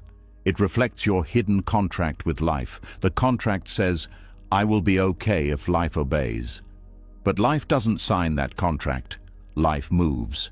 So resistance is what happens when your contract is violated. Seeing this is not depressing. It's liberating, because you stop negotiating with a contract that was never real. Resistance also reveals attachment to emotional states. Many people are attached to being calm, happy, motivated, or inspired. They treat these states like proof that life is going well. When a negative emotion arrives, resistance appears. I shouldn't feel this. I'm going backwards. I'm failing. This is attachment to a mood. It turns the mind into a weather controller, and the weather cannot be controlled. When you resist sadness, sadness becomes heavier. When you resist fear, fear becomes panic. When you resist boredom, boredom becomes restlessness. But the deeper issue is not the emotion. It's the attachment to a preferred inner climate.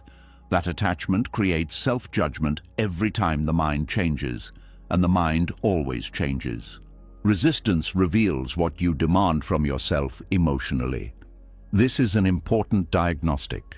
If your resistance spikes when you feel low, you may be attached to being fine.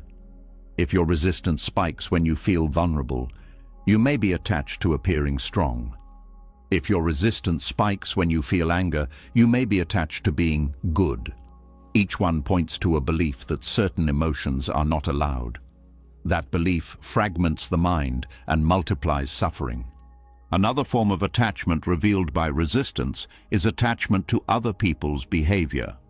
You may say you accept others, but your nervous system tells the truth. When someone is slow, you tense. When someone disagrees, you burn. When someone doesn't respond, you spiral. That reaction is attachment to a script. People should behave in a way that keeps me comfortable. Resistance shows where your peace depends on others. This doesn't mean you tolerate harm. It means you see the difference between boundary and control. A boundary says, "This is what I will do to protect my well-being." Control says, "You must change so I can relax." Resistance often signals that you're trying to control what you actually need to set boundaries around. When you see this, action becomes cleaner, less resentment, more clarity. Resistance can also reveal attachment to being understood. This is a painful one because it feels noble. You want to be seen, you want to be known, but when this becomes a requirement, misunderstanding becomes unbearable. You over-explain, you chase validation, you replay conversations. The mind tries to force clarity into someone else's mind. That's control attachment wearing the costume of connection. When resistance appears around being misunderstood, it often points to a deeper fear. If they don't understand me, I will be alone. That is attachment to belonging, not wrong, human. But when unconscious, it drives suffering. Resistance reveals where belonging feels unsafe. Another place resistance reveals attachment is in time. People are attached to timelines. By now I should have healed. By now I should be successful. By now I should be over it. This attachment turns life into a scoreboard, and whenever reality doesn't match the timeline, resistance appears as frustration and shame. Time attachment is a demand that growth follow your schedule, but growth follows conditions, not deadlines. Healing follows readiness, not calendar dates. Buddhism teaches patience not as passive waiting, but as understanding how causes ripen. When you resist timing, you suffer twice. Once from the difficulty, and again from the belief that it shouldn't be taking this long. Resistance also reveals attachment to being in the right story. People cling to narratives. I'm the one who tries. I'm the responsible one. I'm the victim. I'm the helper. I'm the strong one. When life threatens the story, resistance flares. You defend the narrative. You reinterpret events to keep the identity stable. This is not honesty. This is clinging. Resistance shows you the story you're protecting. A powerful practice is to catch the exact moment resistance arises and ask a simple question. What am I afraid will happen if I accept this? The answer is rarely about the event itself. It's about the loss of control, loss of image, loss of comfort, or loss of certainty. In other words, it's about attachment. This question is not meant to produce a perfect answer. It's meant to turn your attention toward the hidden clinging underneath the surface reaction. Over time, you begin to recognize your personal patterns, your signature attachments. Some people cling to control, others cling to approval, others cling to independence, others cling to being right. Resistance reveals your unique shape of clinging. And once you know your shape, you stop being surprised by yourself. Resistance also has different flavors. There is hot resistance, like anger and agitation. There is cold resistance, like numbness and withdrawal. There is mental resistance, like overthinking and doubt. There is behavioral resistance, like procrastination and avoidance. Each flavor points to a different attachment strategy. Hot resistance often protects power and boundaries, but when unconscious, it protects ego pride. Cold resistance often protects vulnerability, but when unconscious, it protects fear of feeling. Mental resistance protects certainty, but when unconscious, it becomes a prison of endless analysis. Behavioral resistance protects comfort, but when unconscious, it becomes stagnation. None of these are moral failures. They are survival strategies built around attachment. Seeing them clearly turns them from unconscious drivers into conscious options. This is where resistance becomes extremely valuable. You stop trying to get rid of resistance. You start using it. You treat it like a diagnostic light on a dashboard. When the light turns on, you don't smash the dashboard. You look under the hood. You ask what condition is asking for attention. The moment you relate to resistance this way, shame drops away. You are no longer a bad person for resisting. You are simply learning where you cling, and clinging is the most human thing there is. Buddhism doesn't call you sinful for clinging, it calls you asleep, and it offers a way to wake up, see the clinging, feel the urge, soften the grip, and return to reality without violence. Another crucial part of diagnosis is noticing the body. Attachment doesn't only exist as thoughts, it exists as somatic tightening. When resistance arises, the body often contracts before the mind explains. The stomach tightens, the throat closes, the breath becomes shallow, the shoulders rise. These are not just physical reactions, they are the body's version of clinging. The body is trying to hold reality still. When you learn to notice this contraction early, you catch attachment at the root, not in the story, but in the sensation. This is powerful because stories can be convincing. The body is simpler. It tells you, gripping is happening now. From there, you can do something very direct. You can soften the jaw, relax the belly, Lengthen the exhale, not to fix the situation, but to stop feeding attachment with tension. The mind learns through the body that letting go is possible.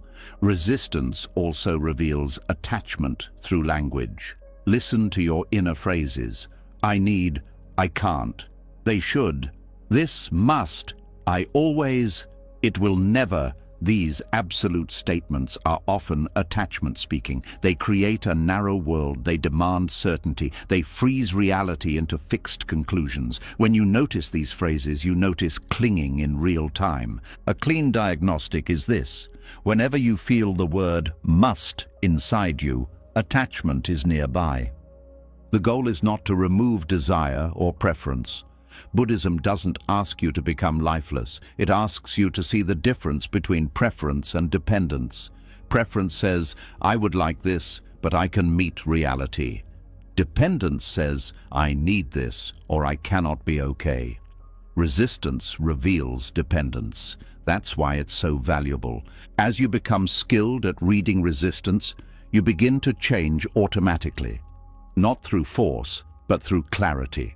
You catch yourself earlier. You choose softer responses. You release faster. You stop turning discomfort into a crisis. You stop demanding that life match your inner contracts. And the biggest shift is this. You begin to respect reality more than your preferences. Not in a defeated way, in a grounded way. You stop arguing with facts. You stop wasting energy on what cannot be changed in the moment. You use your energy where it actually helps. This is how resistance becomes a diagnostic tool and not a life sentence. It becomes a guide that points to attachments that are still unconscious. And once an attachment becomes conscious, it weakens. Because attachment thrives in the dark. It survives through automatic behavior. But awareness shines light, and the grip loosens. As this grip loosens, you start to feel something new, a kind of honesty that is not harsh, but fearless. You stop pretending reality is something else. You stop dressing it up or pushing it away. You see it clearly, and that kind of clear seeing requires courage. It is a radical form of truth. The next teaching lives there, in that honesty where acceptance becomes the bravest thing you can do. As resistance becomes visible and attachment loosens its grip, a different kind of tension begins to surface. It's quieter but deeper. It's the discomfort of seeing clearly, not fixing, not improving, not reframing, just seeing. And this is where many people turn away again, because seeing things exactly as they are takes more courage than trying to change them. This is where acceptance reveals its true nature, not as softness, but as radical honesty. Acceptance is often misunderstood as comfort, as relief, as a gentle exhale after struggle. But real acceptance is not always comfortable. Sometimes it is sharp. Sometimes it is sobering. Sometimes it removes illusions you were leaning on. Acceptance asks you to stop editing reality to protect your feelings. It asks you to look without filters, and that takes strength.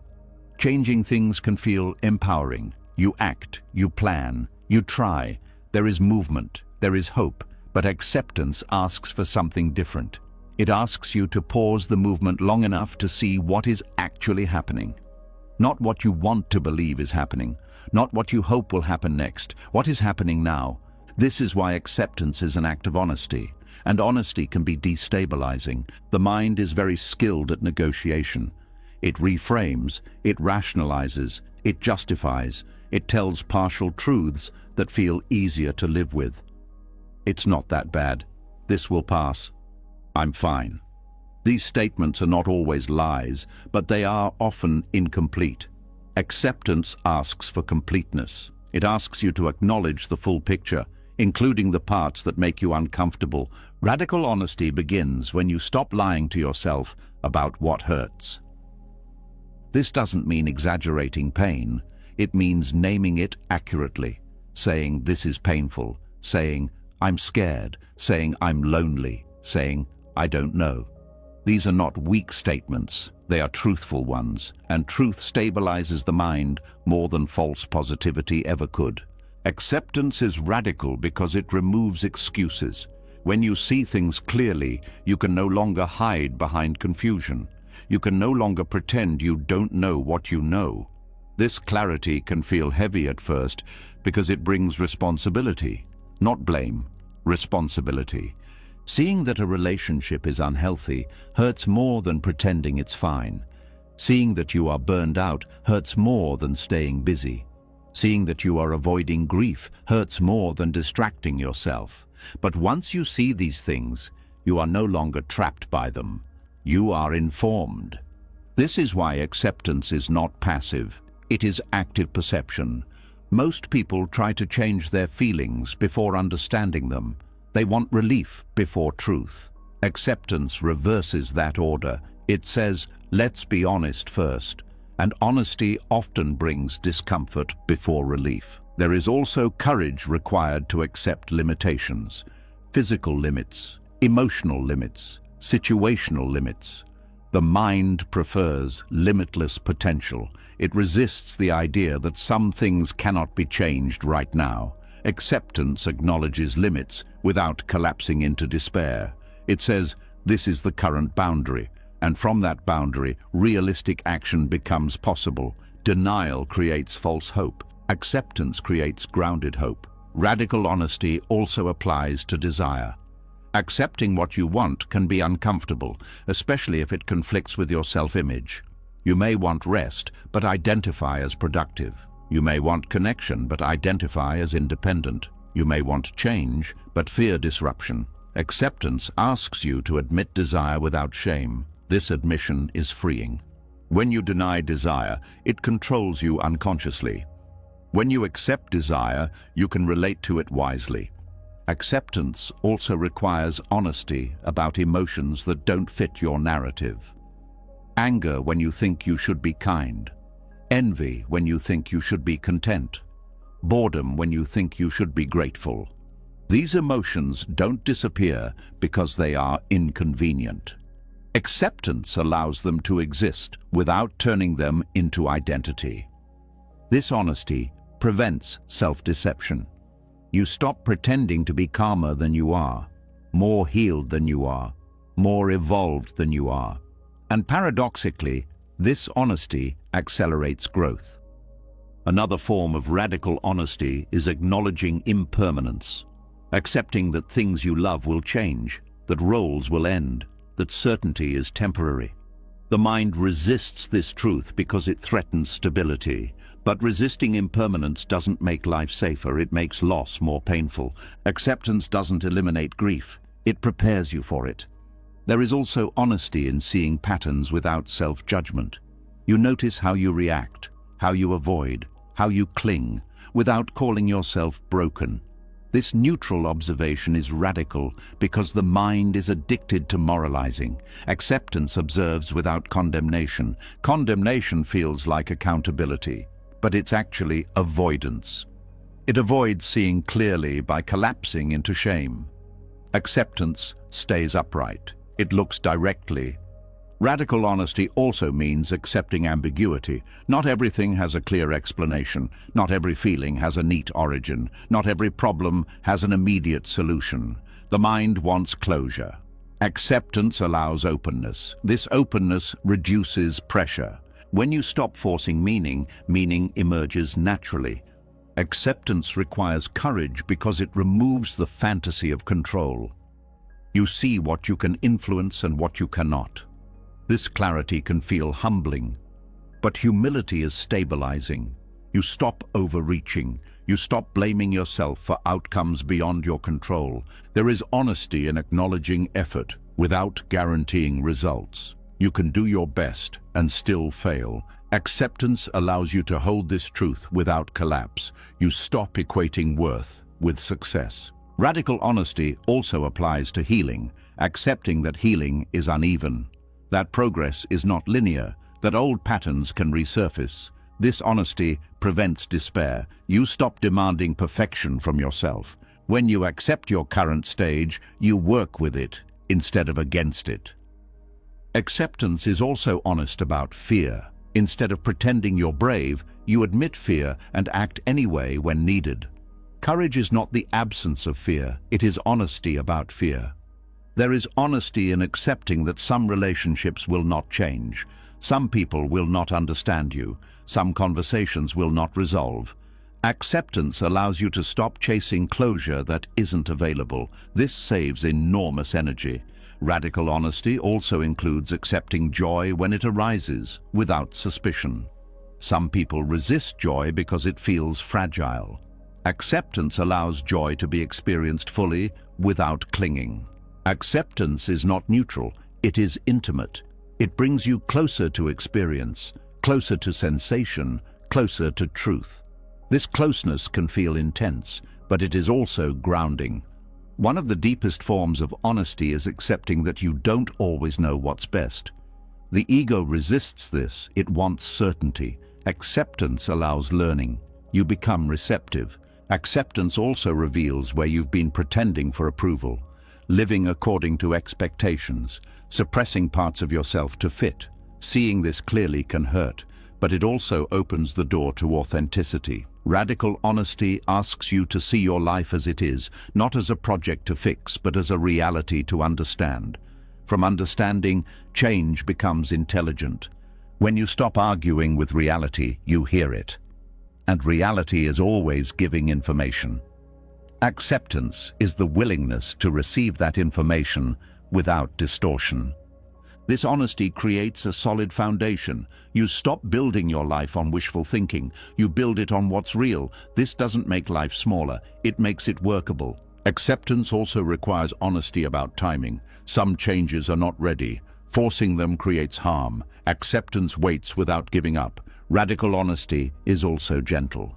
It does not attack. It does not shame. It does not dramatize. It simply states what is true and stays present with it. This presence reduces anxiety because anxiety feeds on avoidance. When everything is allowed into awareness, there is less to fear.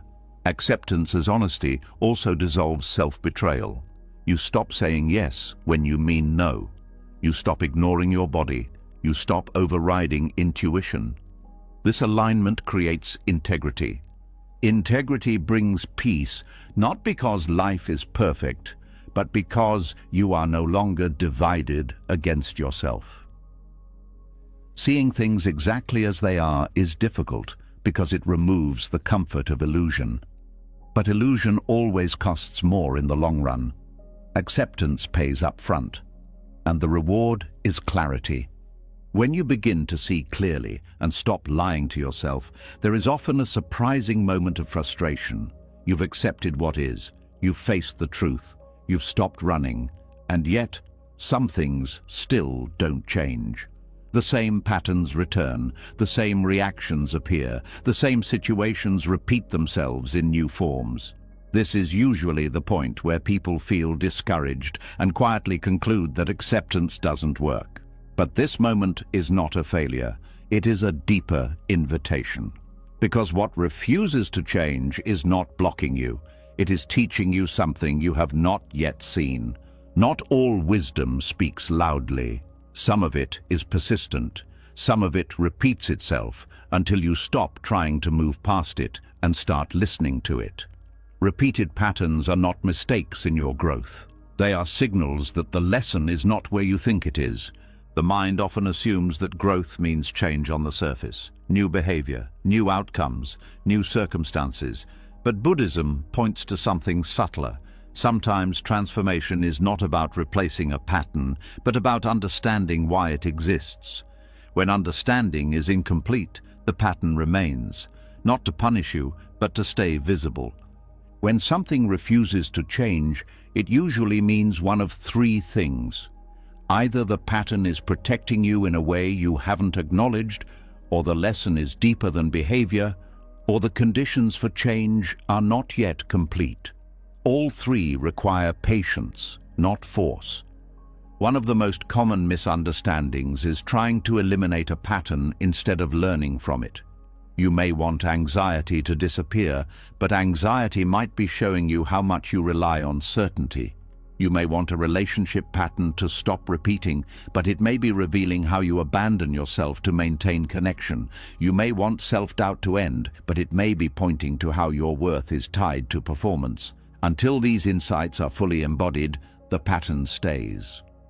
Patterns repeat because they are functional.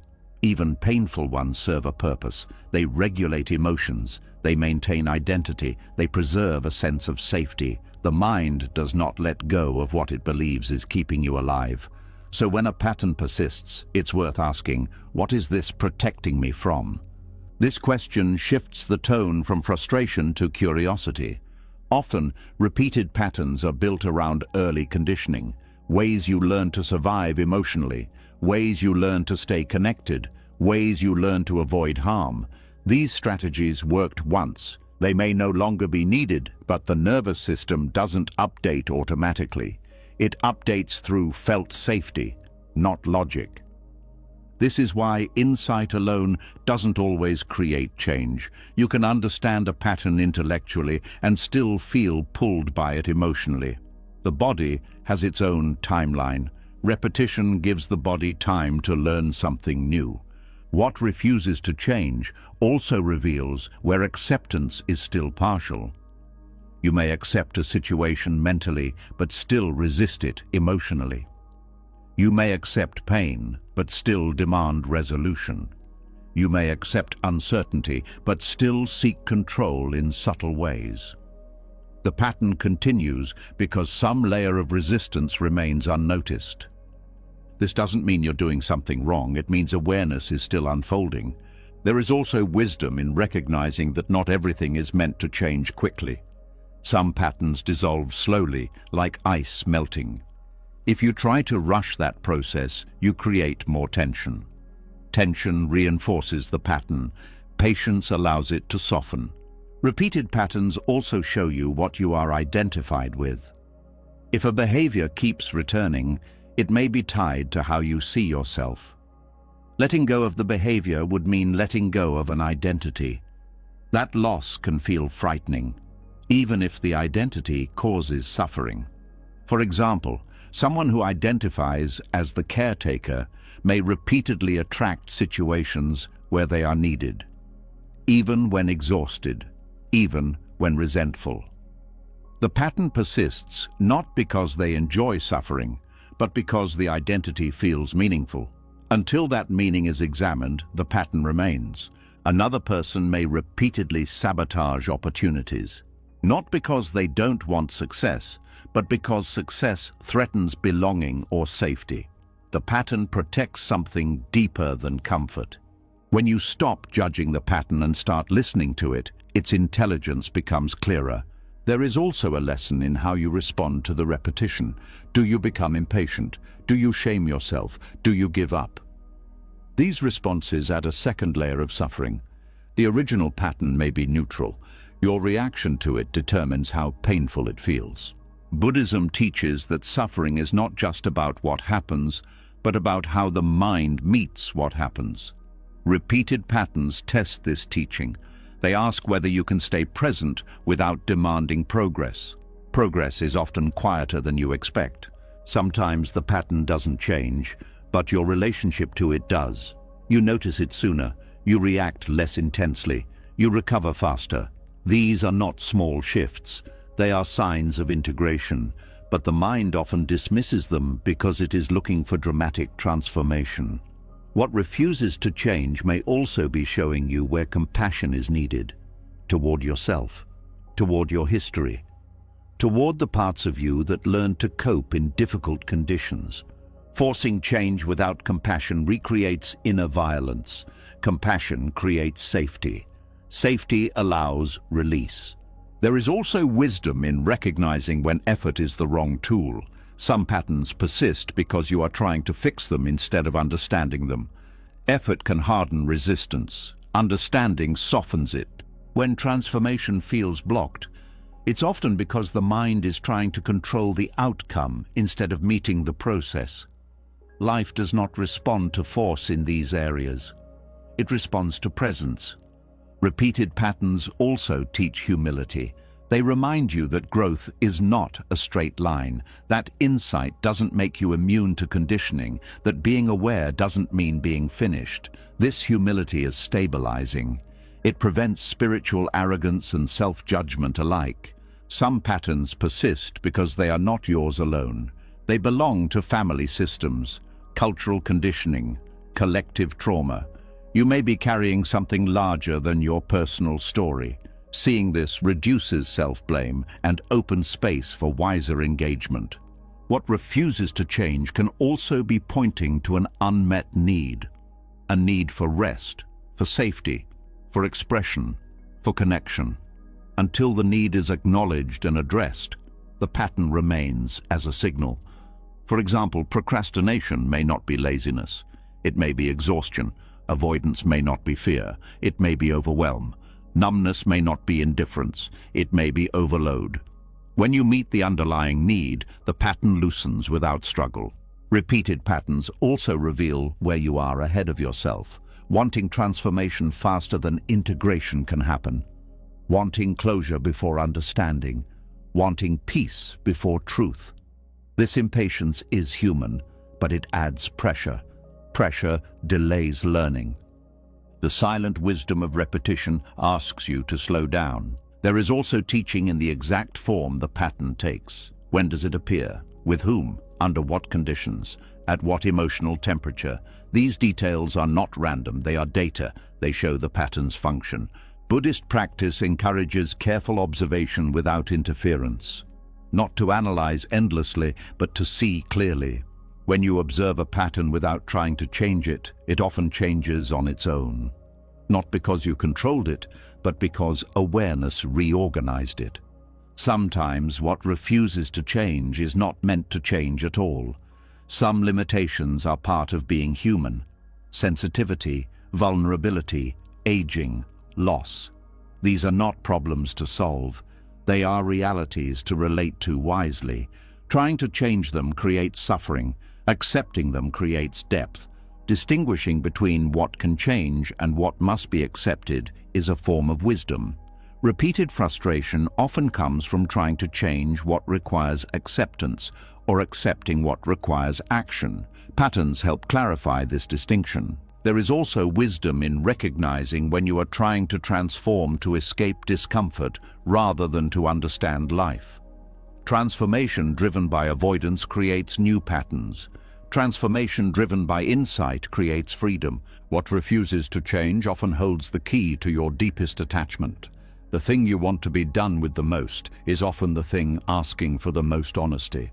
Not more effort, more presence. Repetition can also teach trust. Trust that life is not done with you, that growth is still happening even when it feels stuck, that learning continues beneath the surface. Many people abandon practice at this stage because they confuse repetition with failure. But repetition is not regression, it is refinement. Each time a pattern returns, you meet it with slightly more awareness, slightly less fear, slightly more space. These subtle shifts accumulate. One day, the pattern no longer needs to return, not because you defeated it, but because it completed its teaching. And when that happens, it often feels quiet. Not dramatic, not triumphant, just simple. The pattern no longer has work to do. The silent wisdom of what refuses to change is patience. It teaches you to stop chasing transformation and start embodying understanding. After watching patterns repeat and learning not to rush their disappearance, something subtle begins to relax. The constant effort to fix, understand, or improve softens. The grip loosens. And in that loosening, a quiet shift happens that many people don't expect. Insight begins to appear on its own, not because you forced it, not because you analyzed harder, but because you finally stopped interfering. This is the moment where letting be reveals its quiet power. Letting be is often misunderstood as doing nothing, as giving up, as disengagement. But letting be is not absence of awareness. It is the absence of interference. It is the mind stepping out of its own way. And when the mind stops obstructing itself, it reorganizes naturally. the way a shaken glass of water settles when left alone. For a long time, effort felt necessary. You tried to think your way through pain. You tried to understand every reaction. You tried to manage emotions, correct thoughts, adjust behavior. This effort wasn't wrong. It brought you to the edge. But beyond that edge, effort becomes noise. It keeps the mind busy when what's needed is space. The mind is not broken. It doesn't need to be fixed. It needs conditions where it can settle. Letting be creates those conditions. When resistance dissolves, the nervous system relaxes. Not all at once, not dramatically, but enough for perception to widen. Thoughts slow down without being pushed. Emotions move without being blocked. Sensations are felt without commentary. In this environment, insight arises naturally. The way understanding appears when you stop arguing with facts. One of the biggest misunderstandings is believing insight comes from effortful thinking. In reality, thinking often delays insight. It keeps you circling the same material from different angles, mistaking movement for progress. Letting be interrupts this loop. It removes mental friction, and when friction is gone, clarity appears. Insight is not created, it is revealed. When you stop analyzing, the mind begins to connect things on its own, not through logic, but through recognition. You suddenly see why a pattern existed, why a reaction kept happening, why a situation felt stuck. This seeing is not linear. It arrives whole, quiet, obvious. And once seen, it cannot be unseen. This is why insight often feels simple in hindsight. You wonder how you missed it, but you didn't miss it. You were too busy trying to get somewhere else. Letting be also reorganizes attention. Instead of being pulled constantly into thought, attention rests more in direct experience, in the body, in sensation, in the present moment. This grounded attention stabilizes the mind. From stability, understanding deepens. When attention is scattered, insight is fragmented. When attention is settled, insight integrates. Another important shift is that letting be removes urgency. Urgency is one of the biggest obstacles to insight. When you feel pressured to understand, pressured to heal, pressured to change, the mind tightens. Tightness narrows perception. Letting be removes the pressure, and with pressure gone, the mind opens. Openness is the soil insight grows in. Letting be also changes how memory operates. Instead of replaying the past compulsively, memories surface when they are relevant. You don't force reflection. Reflection arises. A memory appears, not as rumination, but as context. It shows you something new about an old experience. This is natural integration. When resistance dissolves, the mind trusts itself more. It no longer believes it must control every process. This trust allows unconscious material to surface safely. Feelings, realizations, and connections emerge without overwhelm. The mind processes what it's ready to process. Insight does not rush. It respects timing. Letting be also reduces inner commentary. The constant narrator quiets. You're no longer explaining experience to yourself in real time. This silence is not empty, it's receptive. In that receptivity, subtle insights appear, not as thoughts, but as shifts in understanding. These shifts often show up as changes in behavior without decision. You respond differently without planning to. You don't react where you used to. You choose rest where you used to push. You speak honestly where you used to avoid. These changes are signs that the mind has reorganized at a deeper level. Effort changes behavior temporarily. Insight changes behavior permanently. Letting be also reveals the intelligence of the mind-body system. When you stop forcing, the body releases tension on its own.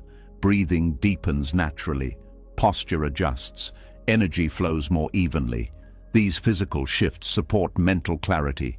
You think better when the body is not braced. This is why over-efforting often leads to burnout. It ignores the body's role in understanding. Letting be brings the body back into the process. Another aspect of letting be is allowing emotions to complete themselves. When you don't interfere, emotions rise, peak, and fall. This completion frees mental space. Unfinished emotions occupy attention. Completed emotions release it. With more space, insight becomes possible.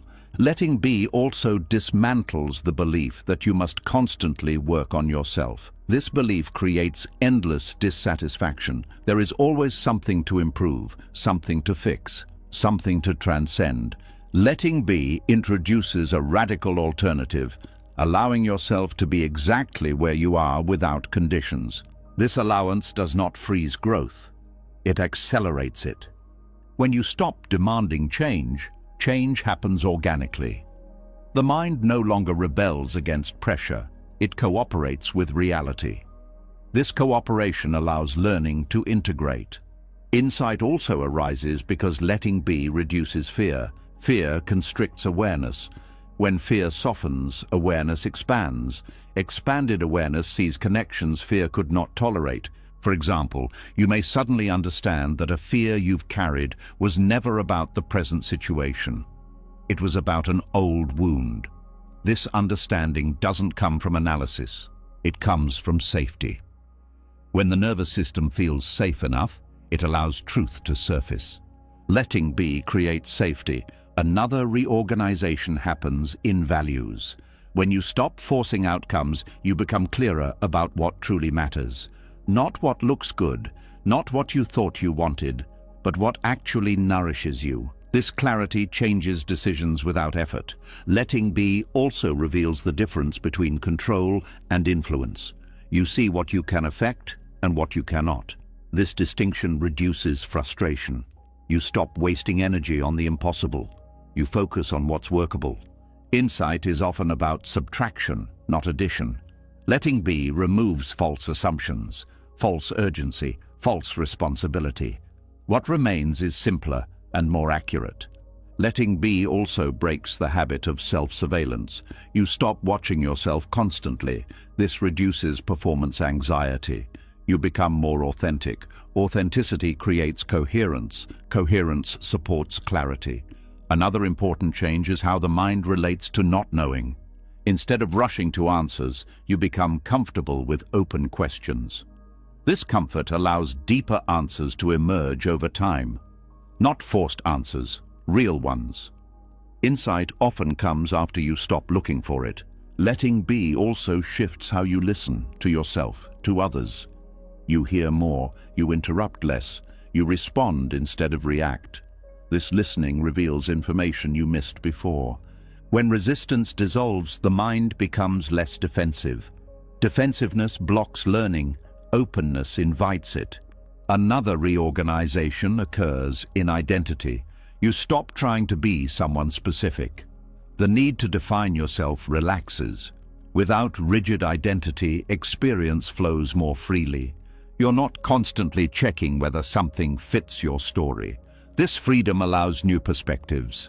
Letting be does not mean drifting aimlessly. It means aligning with reality instead of fighting it. Alignment creates momentum without strain. There is also a shift in how mistakes are processed. Without resistance, mistakes become information instead of evidence of failure. This changes how quickly you learn. You adjust naturally, no shame required. Insight arising from letting be feels different from insight gained through effort. It feels gentle, non-confrontational, almost obvious. You don't feel the need to announce it. It simply becomes part of how you see. This kind of insight is stable because it is embodied. It lives in perception, not belief. Letting be also changes your relationship with silence. Silence stops feeling empty or awkward. It becomes fertile. Insight often appears in silence because silence is where nothing is being pushed away. Another subtle shift is the end of inner commentary about progress. You stop asking, "Am I doing this right?" This question dissolves when you trust the process. Trust allows deeper relaxation. Deeper relaxation allows deeper understanding. Letting be is not a technique. It's a stance, a willingness to stop interfering with experience. When adopted consistently, the mind reorganizes itself around truth instead of defense. This reorganization doesn't happen once, it happens in layers. Each time resistance dissolves, another layer integrates. Each time you let be, another piece falls into place. The beauty of this process is that it requires no special ability, no belief, no perfection, just willingness to stop pushing. As insight begins to arise without force and the mind learns to settle on its own, another habit becomes visible. It's an old one, deeply respected, often praised. The habit of enduring, of pushing through, of holding on until it's over. Many people believe this is strength, and sometimes it is. But often, endurance is confused with understanding. And this confusion quietly extends suffering far beyond what is necessary. There is a certain pride in saying, "I can handle it," a belief that pain proves character, that struggle builds worth, that staying hard protects you. This belief is not accidental. It is taught, it is reinforced. But Buddhism makes a clear distinction here. Endurance is not the same as wisdom. And surviving something is not the same as learning from it. Endurance is about resisting collapse. Understanding is about seeing clearly. When you tough something out, you tighten, you brace, you hold your breath emotionally and sometimes physically. The mind narrows, the body contracts. The goal becomes getting through. This can be useful in emergencies.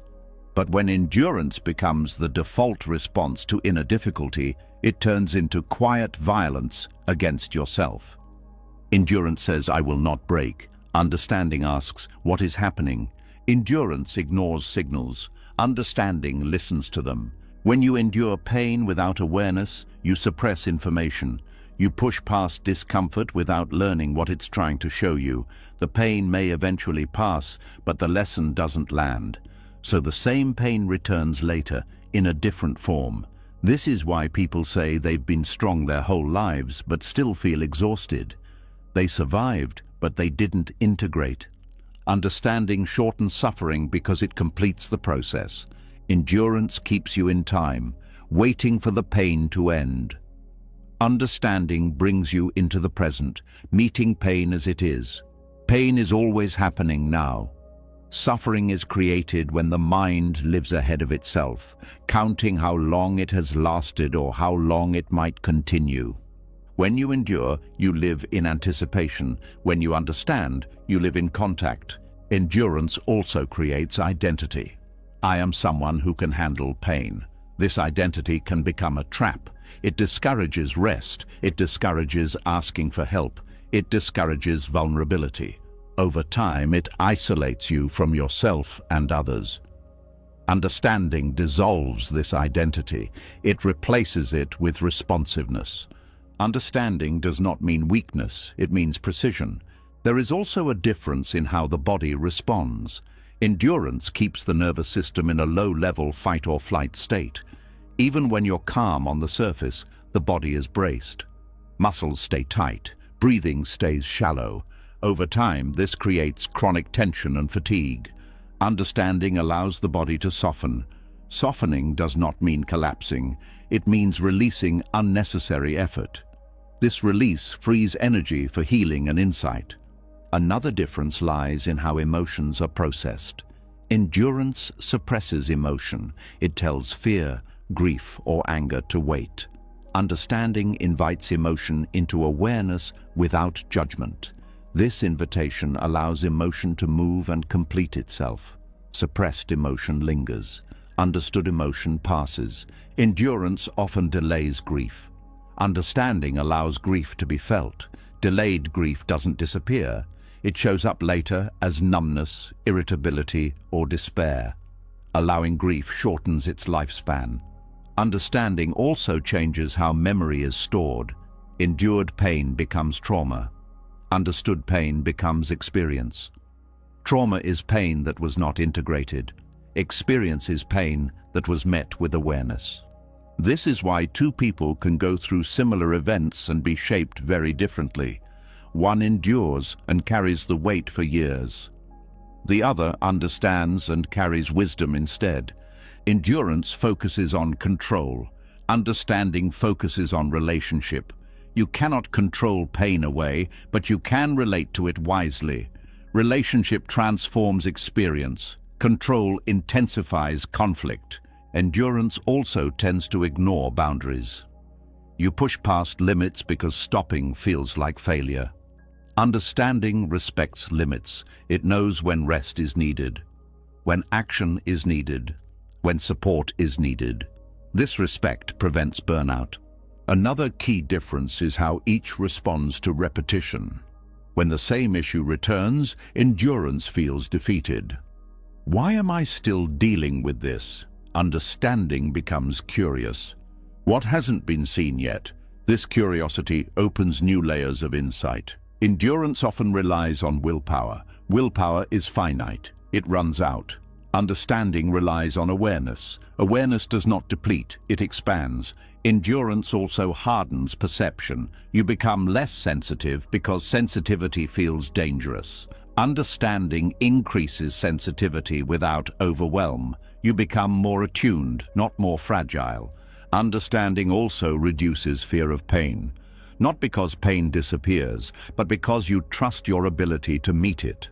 Endurance creates fear of breaking. Understanding creates confidence in resilience.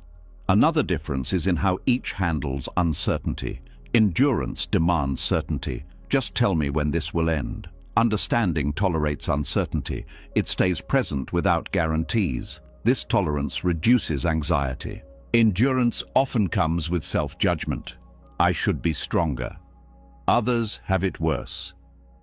Understanding removes comparison. It honors experience without ranking. Understanding also changes how you learn. Instead of learning through repeated suffering, you learn through awareness. This makes growth gentler and faster. Endurance keeps you stuck in reaction. Understanding creates response. Reaction is automatic and unconscious. Response is chosen and informed. Endurance often leads to emotional shutdown. Understanding leads to emotional intelligence. You learn the language of your own experience. Another difference lies in time. Endurance extends suffering because it resists it. Understanding shortens suffering by meeting it. Pain that is fully met does not linger.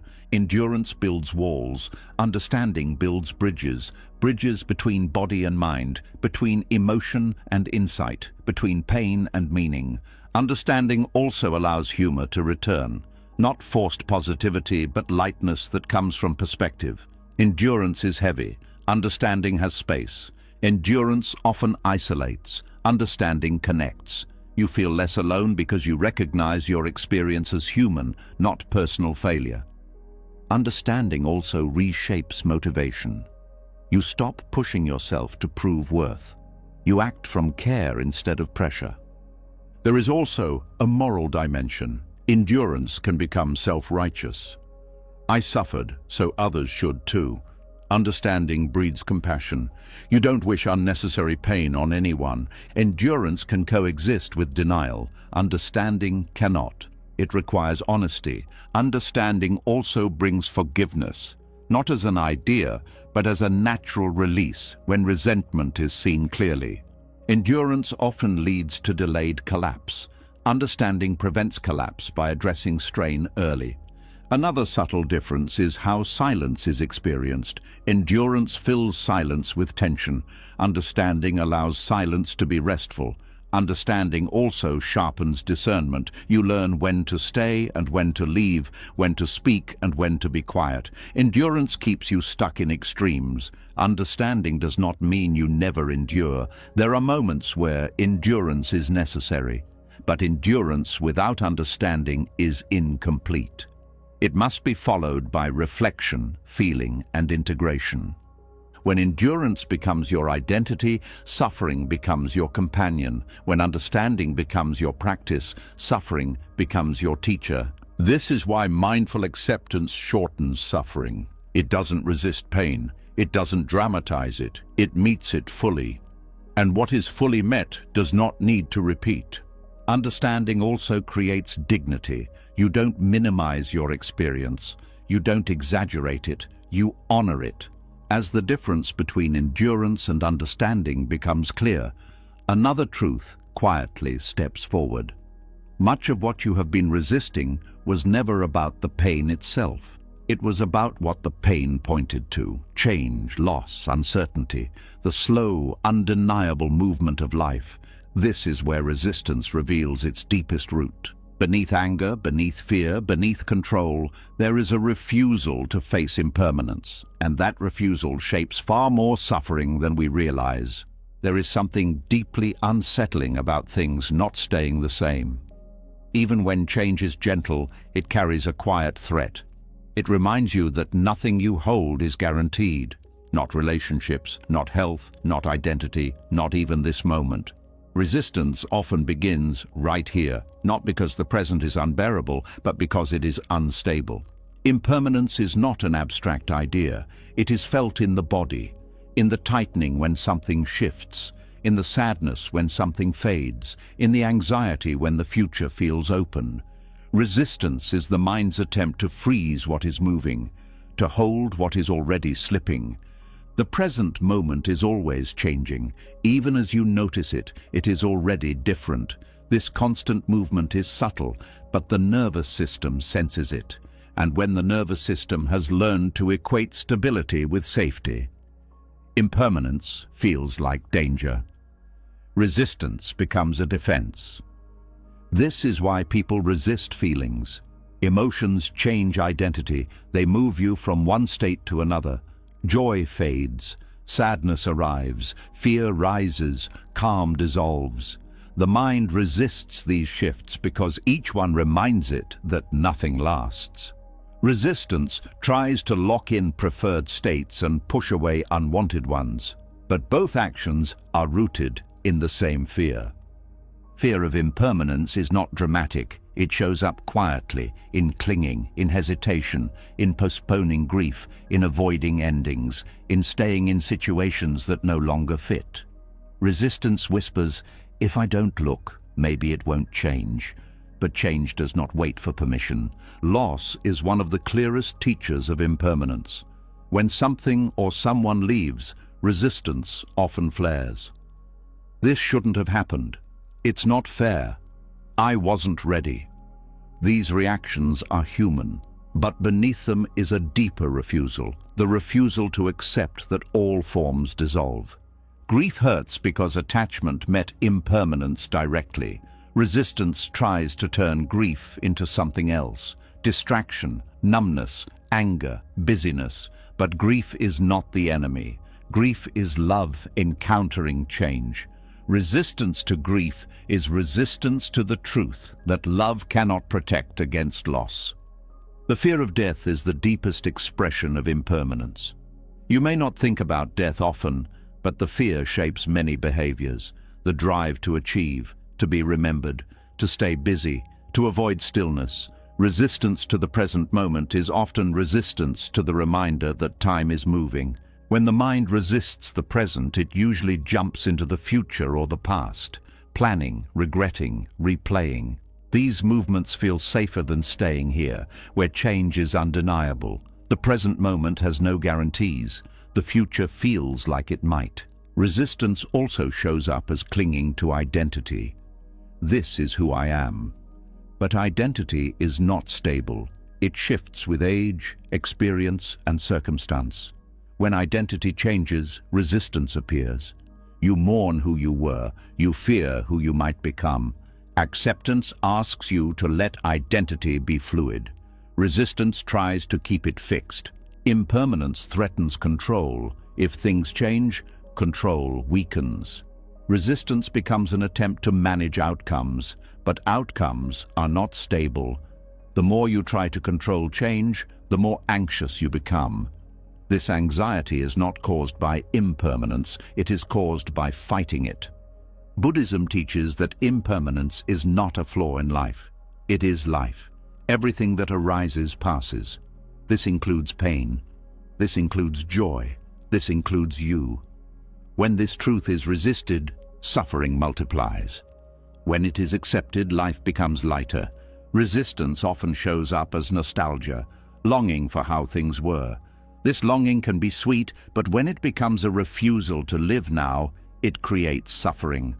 Nostalgia freezes life in memory and rejects the living present. Another form of resistance to impermanence is perfectionism. The belief that if everything is just right, it can stay that way. Perfectionism is not about excellence. It is about fear of change. It creates constant tension because perfection cannot hold against time.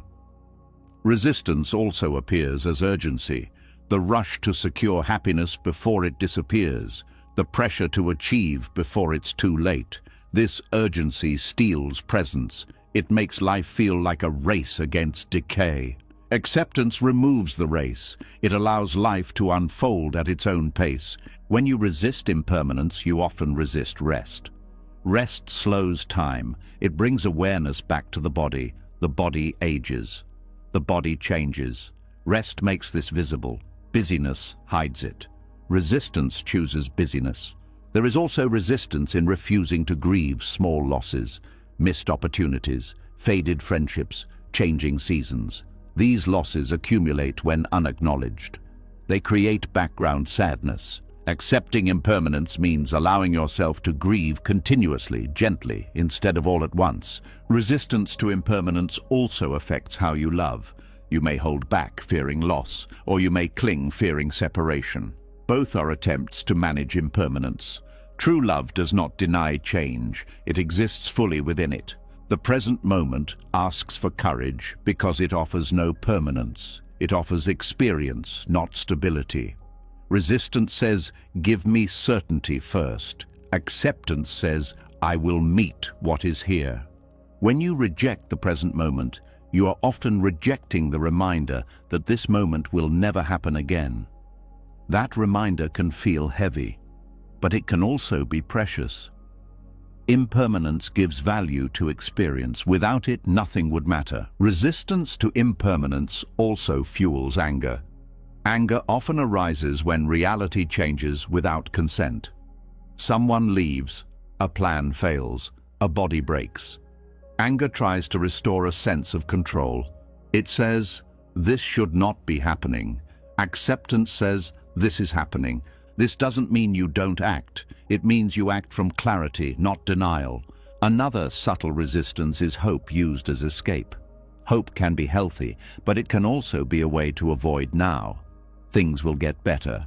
Maybe they will, but now still exists, and now is where life happens. Resistance also appears in spiritual bypassing, using ideas of transcendence to avoid facing change. Impermanence is not transcended, it is realized, it is embodied. Avoiding it keeps suffering alive. When impermanence is accepted, fear loosens. Not because loss disappears, but because you stop being surprised by it. You expect change. You meet it with less shock. This preparedness is not pessimism, it is realism. Accepting impermanence also softens attachment. You still care, you still love, but you hold more gently. You appreciate without clinging. This reduces suffering without dulling joy. Resistance to impermanence keeps you living in anticipation or regret. Acceptance brings you back to presence. Presence is the only place where peace can exist. Impermanence also teaches humility. You realize you are part of a larger flow, not in control, but not powerless either. You participate instead of dominate. This participation feels lighter. When you stop resisting impermanence, you stop demanding permanence from what cannot provide it. This single shift reduces enormous suffering. You begin to allow endings. Conversations end, days end, phases end, relationships change. You stop clinging to continuity. You let life move. Acceptance of impermanence also deepens gratitude. Not forced gratitude, but natural appreciation. You value moments because they are fleeting. You pay attention because nothing repeats. Resistance to impermanence narrows life. Acceptance expands it. This acceptance does not remove sadness. It makes sadness clean. It does not remove fear. It makes fear workable. It does not remove death. It makes life more alive. The present moment is fragile. That fragility is not a problem. It is the reason to be here. As resistance to impermanence softens, the mind often reaches for one last line of defense. It doesn't look like anger. It doesn't look like fear. It looks like a question that feels reasonable, even deep. Why me? It rises quietly in moments of pain, loss, illness, betrayal, or collapse. And although it sounds like a search for meaning, it often carries a hidden cost. This question can either open the door to wisdom or lock you deeper into suffering, depending on where it comes from. The words, "why me?" are not neutral. They carry a posture. When they arise from resistance, they turn life into a courtroom. Reality becomes the accused. You become the victim.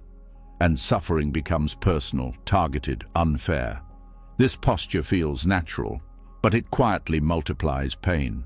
The moment the mind asks, "why me?" from resistance, it assumes something has gone wrong. It assumes the event should not have happened.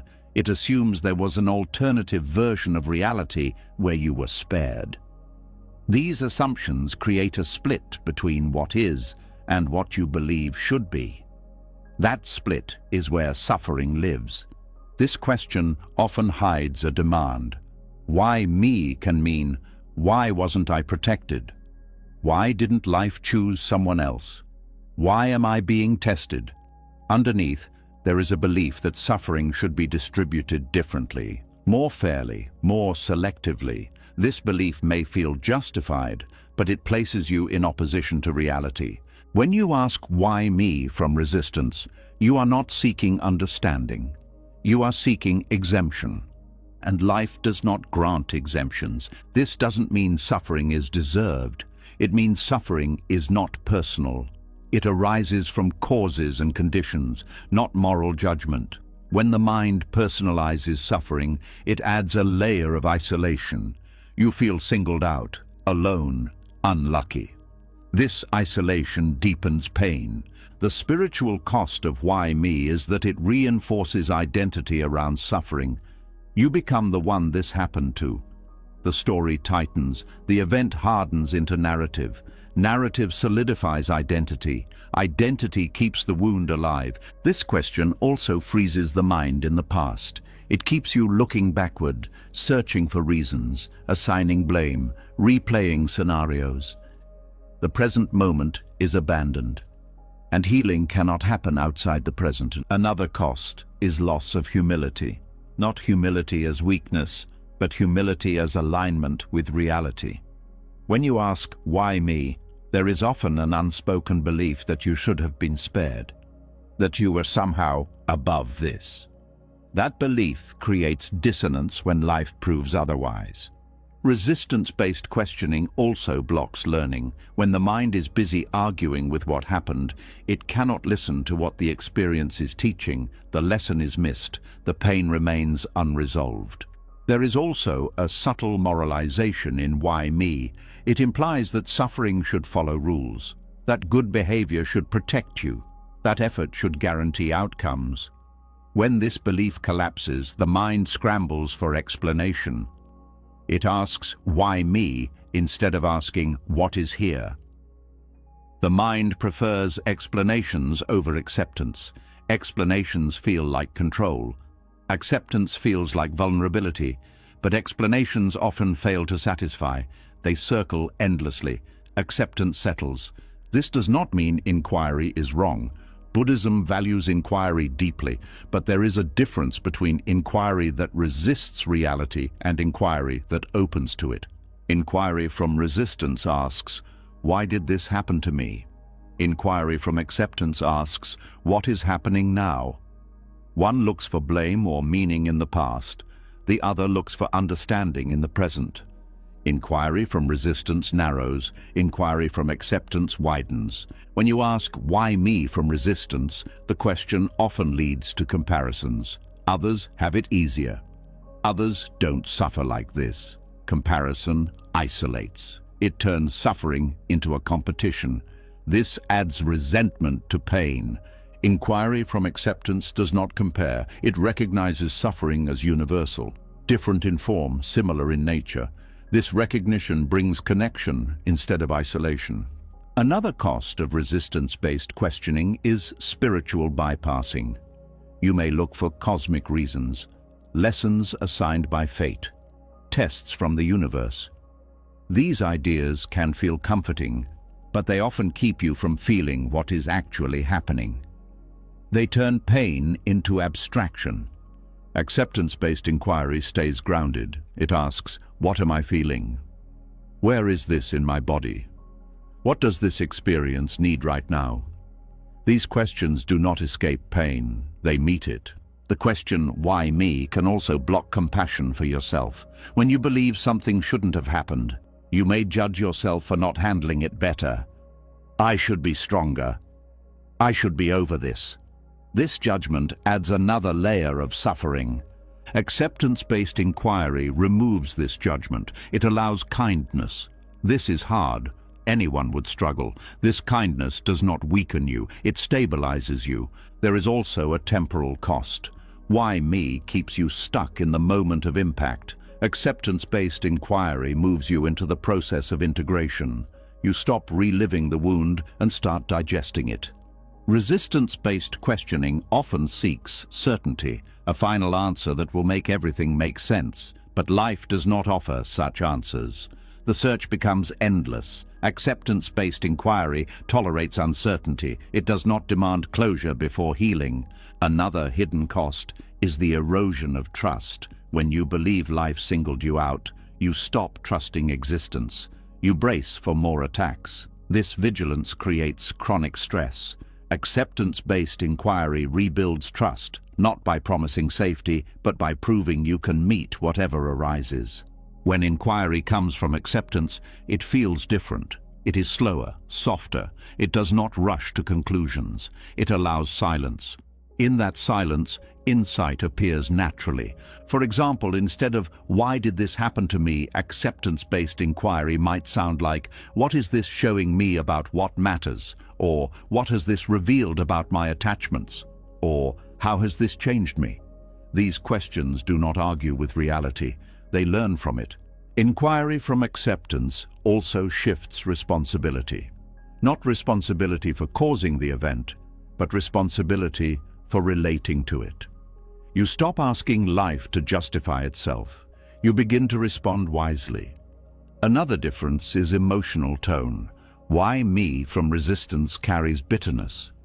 Inquiry from acceptance carries curiosity. Curiosity does not deny pain. It makes pain workable. The mind often fears that letting go of why me means giving up meaning, but the opposite is true. Meaning does not come from explanations imposed on life. It comes from understanding gained through experience. Resistance-based questioning tries to extract meaning before understanding. Acceptance-based inquiry allows understanding to mature into meaning. There is also a relational cost. When you are stuck in why me, it can be hard to hear others. Their support may feel inadequate. Their words may irritate. Acceptance-based inquiry opens you to connection. You feel less alone. Another subtle cost is rigidity. The story of why me hardens identity. You become fixed around the wound. Acceptance-based inquiry keeps identity fluid. You are not reduced to what happened to you. This does not mean you forget or minimize pain. It means pain does not become your center. When inquiry shifts from resistance to acceptance, something important happens. The question loses its edge. It no longer demands an answer. It becomes a doorway. You move from interrogation to exploration. Exploration allows discovery. You discover resilience you didn't know you had. You discover values clarified by loss. You discover depth created by hardship. These discoveries do not justify suffering, they redeem it. Another transformation is how you relate to fairness. Life is not fair. Acceptance does not pretend otherwise. It accepts this truth without bitterness. From this acceptance, compassion arises naturally. You stop expecting life to protect you. You start caring for yourself. Inquiry from acceptance also reveals shared humanity. You see that suffering is not a personal curse. It is a condition of being alive. This realization softens self-pity without invalidating pain.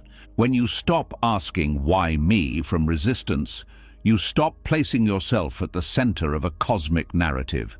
This decentering reduces pressure. You are not being singled out. You are participating in life. This participation brings dignity. You meet experience as it comes, without demanding explanation. You stand with reality instead of against it. The spiritual cost of "why me" is not the question itself. It is the posture behind it. When the posture shifts, the question transforms. Instead of "why me," life becomes "what now?" Instead of accusation, there is engagement. Instead of bitterness, there is clarity. This shift does not erase grief. It changes your relationship to it. Grief becomes something you walk with, not something you fight. When "why me" loosens and inquiry becomes honest instead of defensive, something else becomes painfully obvious. A large part of your suffering has not been coming from events at all. It has been coming from the conversation you keep having with yourself about those events, the endless debate, the constant closing argument, the mental courtroom that never adjourns. And the shocking truth is this: peace doesn't come from winning that argument. Peace comes from ending it. Most people live with an inner commentator that never stops. It argues with reality, argues with the past, argues with the future, argues with the body, argues with emotion. It says, "This shouldn't be happening. I shouldn't feel this. They shouldn't have done that. I should have known better." These sentences don't just describe experience, they fight it, and every fight adds friction. The mind believes these debates are productive. It thinks that if it can explain enough, analyze enough, justify enough, it will finally feel settled. But the debate is not designed to end. It is designed to keep identity and control in place. That's why it repeats. The mind doesn't seek truth in these arguments. It seeks relief through certainty. And certainty is rarely available. Inner argument is a form of resistance that pretends to be problem-solving. To see this clearly, notice what happens when you replay a painful moment. The mind doesn't simply remember. It relitigates. It corrects. It rewrites. It argues with what was. It tries to change the past by thinking harder. This is not reflection. It is an attempt to dominate reality through thought, and it always fails because thought cannot alter what already happened. The cost is enormous. The body tightens each time. The nervous system reacts as if the event is happening again.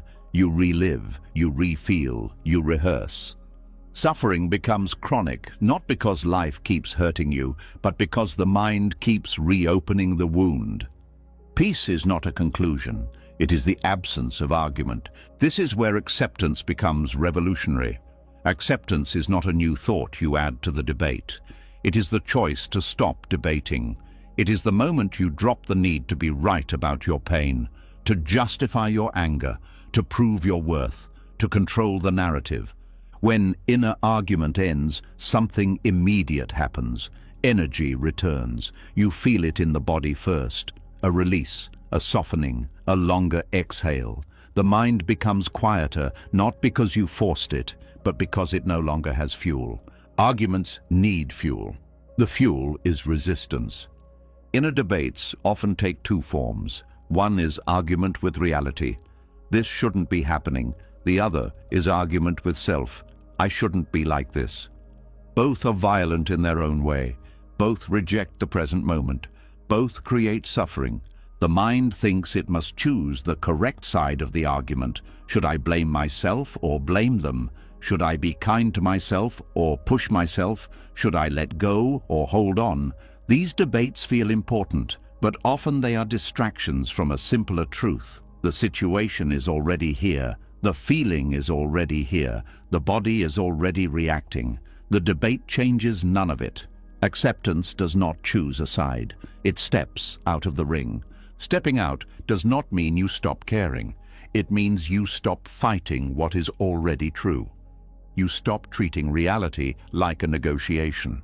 This creates space for actual action when action is needed, rather than mental noise. Inner argument also creates confusion because it multiplies perspectives. One part of you wants to rest, another part calls you lazy, one part wants to speak honestly, another part fears rejection, one part wants to leave, another part fears loneliness. This internal conflict feels like complexity, but it's often fear pulling the mind in opposite directions. Acceptance doesn't solve the debate. It ends it by returning to what is true right now. What is true might be, I feel pain, I feel fear, I don't know what to do yet. These truths do not require debate, they require presence. When you state truth without argument, the mind stabilizes. It has something solid, reality. The internal debate often masks a deeper refusal, the refusal to feel. If you stay in argument, you stay in thought. Thought feels safer than raw sensation. Argument is a way to avoid contact with grief, fear, shame, or vulnerability. It keeps you busy. It keeps you away from the feeling that might actually heal if you allowed it.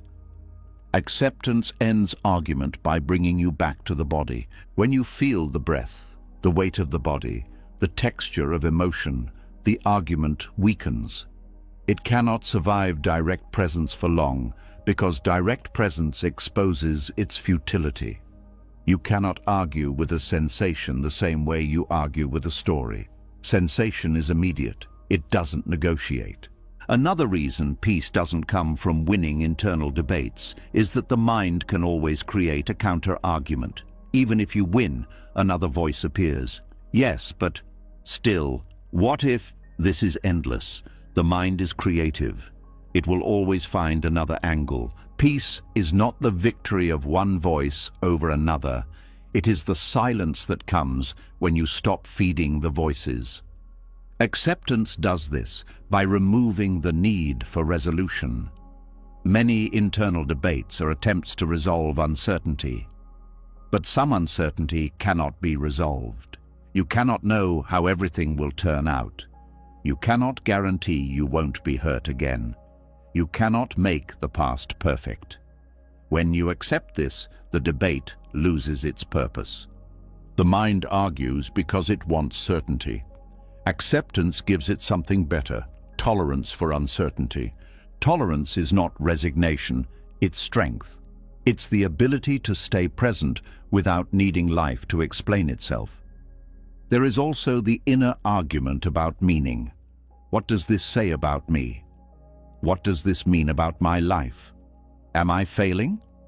These questions may feel deep, but they often become compulsive.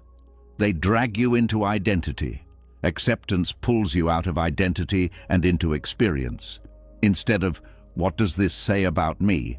The honest truth becomes, this is happening. That simplicity is peaceful. The mind resists simplicity because simplicity removes drama. But drama is not aliveness.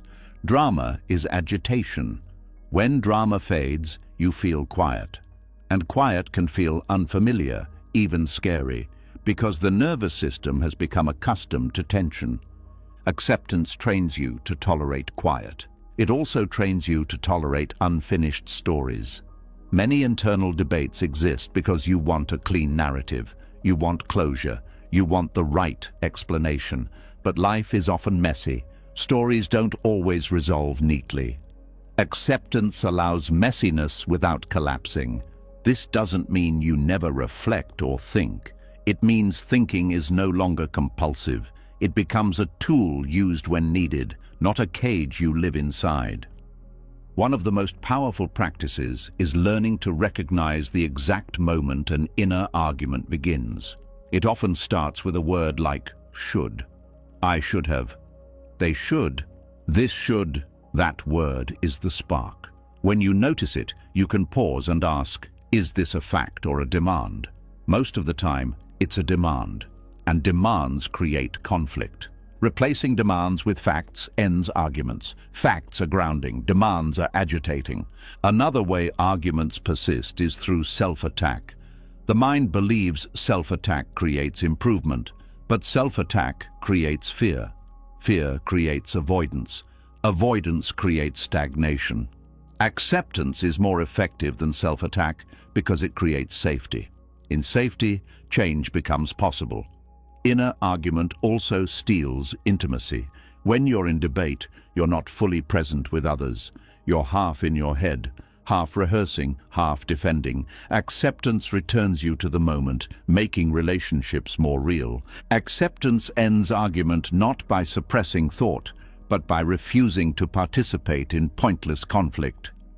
Thoughts can still arise, opinions can still appear, but you don't have to argue with them. You can let them pass like weather. This is a critical distinction. You are not trying to silence the mind. You are stopping the mind from turning experience into war. When inner argument ends, it doesn't mean everything feels good. It means everything feels honest. Pain can be there, fear can be there, but they are not multiplied by debate. This is why acceptance is so powerful. It removes the second layer of suffering, the resistance to what is. You meet life directly, without commentary, without litigation. And from that directness, action becomes clearer. Not frantic action, not action driven by proving yourself, but clean action that fits reality. When the inner arguments finally quiet and the need to win inside yourself dissolves, something unfamiliar takes their place. It isn't excitement. It isn't relief in the way the mind expects.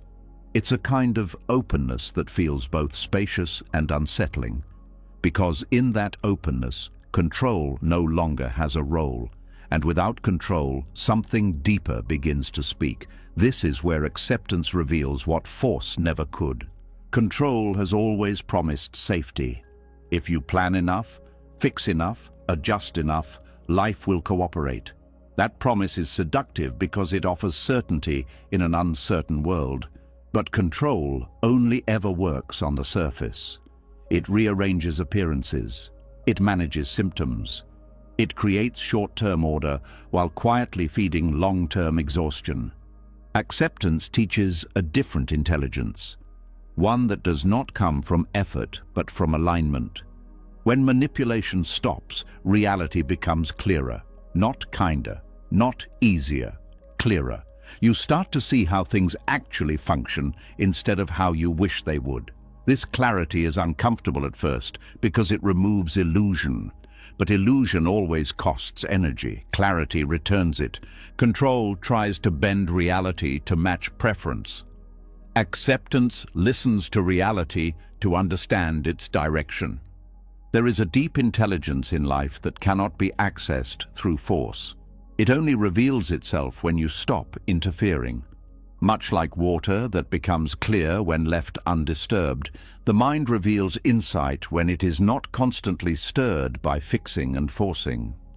Control believes problems are enemies. Acceptance sees problems as information. When you try to control an experience, you narrow perception. You focus on one outcome, one solution, one version of how things should be. This narrowing blinds you to alternatives. Acceptance widens perception. You see more variables, more options, more nuance. Solutions appear that control could never imagine. Control operates from fear, fear of loss, fear of failure, fear of uncertainty. Acceptance operates from trust, not blind trust, but trust in the capacity to respond. Trust that you don't need to dominate life to participate in it. This trust changes everything. When you stop forcing change, you begin to notice timing. Control ignores timing. It pushes regardless of readiness. Acceptance respects timing. It senses when action will land and when it will create resistance. This sensitivity is not passive, it is intelligent. Acceptance teaches you when to act and when to wait. Control creates urgency. Acceptance creates discernment. Another intelligence revealed by acceptance is the difference between effort and strain. Effort is clean. It feels directed. Strain feels tight and desperate. Control often confuses strain for effort. Acceptance distinguishes them. When strain appears, acceptance pauses. This pause prevents harm. Control often leads to burnout because it ignores limits. Acceptance teaches respect for limits, not as weakness, but as wisdom. Knowing when to stop is as important as knowing when to act. Acceptance also reveals the intelligence of the body. Control often treats the body like a machine to be overridden. Push through, ignore signals, optimize output. Acceptance listens to the body as a source of information. Fatigue becomes guidance, pain becomes instruction, pleasure becomes signal. This listening prevents collapse. Control thinks more input will fix everything. More thinking, more strategy, more effort. Acceptance reveals that less interference often brings better results. Space allows integration. Silence allows clarity. This is especially true emotionally. When you try to control emotions, they intensify. When you allow them, they move. Acceptance teaches emotional regulation not through suppression, but through understanding. Control wants predictability. Acceptance teaches adaptability. Life is not predictable, but it is responsive. When you stop trying to lock it into certainty, you become more responsive yourself. You adjust faster. You recover quicker. You learn sooner. Acceptance also reveals the intelligence of uncertainty. Control treats uncertainty as a problem. Acceptance treats it as an opening. When you don't know, you're available. Available to learn, available to change, available to notice what you would miss if you were certain. Certainty closes, uncertainty opens. Control often blocks intimacy. When you try to manage how others see you, you remain guarded. Acceptance allows authenticity. You show up as you are. This vulnerability deepens connection. People respond to honesty more than performance. Acceptance also teaches the intelligence of limits in relationships. Control tries to change people. Acceptance sees people clearly. This clarity allows you to choose wisely, to engage where there is mutuality, to step back where there is harm. Control entangles, acceptance clarifies. Another intelligence revealed by acceptance is how little effort is needed when resistance ends. Many struggles are maintained by opposition. When opposition stops, movement becomes natural, decisions become simpler, actions become lighter. Control creates friction. Acceptance reduces it. Acceptance also reveals the intelligence of letting consequences teach. Control tries to prevent all discomfort. Acceptance allows natural consequences to instruct. This does not mean reckless behavior. It means allowing reality to give feedback instead of constantly intervening. Control often delays learning. Acceptance accelerates it. When you stop fixing, you begin to see patterns clearly, not as problems, but as information. You recognize cycles. You understand cause and effect. This understanding arises naturally, without analysis, when you stop interfering. Acceptance also reveals the intelligence of rest. Control sees rest as wasted time. Acceptance sees rest as integration. During rest, the mind processes, the body repairs, insight consolidates. Without rest, nothing integrates. Control keeps you busy. Acceptance makes you effective. Another teaching acceptance offers is humility. Control inflates the sense of authorship. I make things happen. Acceptance reveals interdependence. How many conditions contribute to every outcome? This humility reduces self-blame and arrogance alike. You stop taking full credit and full blame for things that were never fully yours. Acceptance also teaches gratitude without forcing it. Control tries to manufacture positivity. Acceptance allows appreciation to arise naturally. When you see life clearly, gratitude appears on its own, without effort. Control is loud, acceptance is quiet. And in that quiet, subtleties emerge. You start to notice small signals, shifts in energy, changes in mood, early signs of misalignment. Control misses these because it's focused on outcome. Acceptance notices them because it's present. Acceptance also teaches the intelligence of non-attachment. You still care, you still engage, but you don't grip. This reduces fear of loss. You participate fully without trying to own outcomes. Control tightens attachment. Acceptance loosens it. Another insight acceptance reveals is that many problems solve themselves when you stop fighting them. Not because they disappear, but because your relationship changes. What felt unbearable becomes workable. What felt urgent becomes manageable. Acceptance also exposes false problems, issues created by expectation rather than reality. Control spends energy fixing these imaginary problems. Acceptance dissolves them by seeing they were never real. Control often confuses motion with progress. Acceptance reveals that stillness can be progress. Sometimes the most effective move is not moving. Acceptance teaches the intelligence of presence. When you are fully present, you respond accurately. Control often operates from projection. It reacts to imagined futures and remembered pasts. Acceptance stays with what is actually happening. This presence sharpens intuition, not mystical intuition, but practical knowing. You sense when something is off, when something is right. This sensing guides action more reliably than strategy alone. Acceptance also teaches the intelligence of simplicity. Control complicates. Acceptance simplifies. You stop adding layers. You deal with what's in front of you. This reduces overwhelm. Another difference is how mistakes are handled. Control reacts with shame or correction. Acceptance treats mistakes as information. This learning mindset prevents repeated errors. Acceptance also reveals that forcing change often strengthens resistance. When you push yourself too hard, the mind rebels.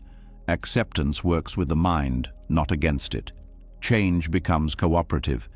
Control tries to dominate life. Acceptance collaborates with it. This collaboration does not mean surrendering agency. It means using agency wisely.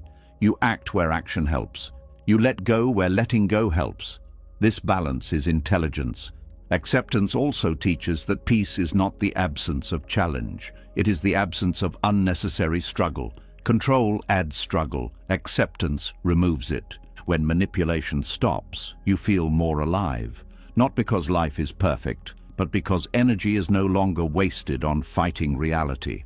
Acceptance teaches you that life has its own momentum. When you align with it, things flow more smoothly. When you resist it, friction increases. This doesn't mean life becomes predictable. It means you become adaptable. When control finally loosens and acceptance replaces force, something very quiet happens inside. It's not dramatic. There's no breakthrough moment, no sudden relief. Instead, the struggle fades.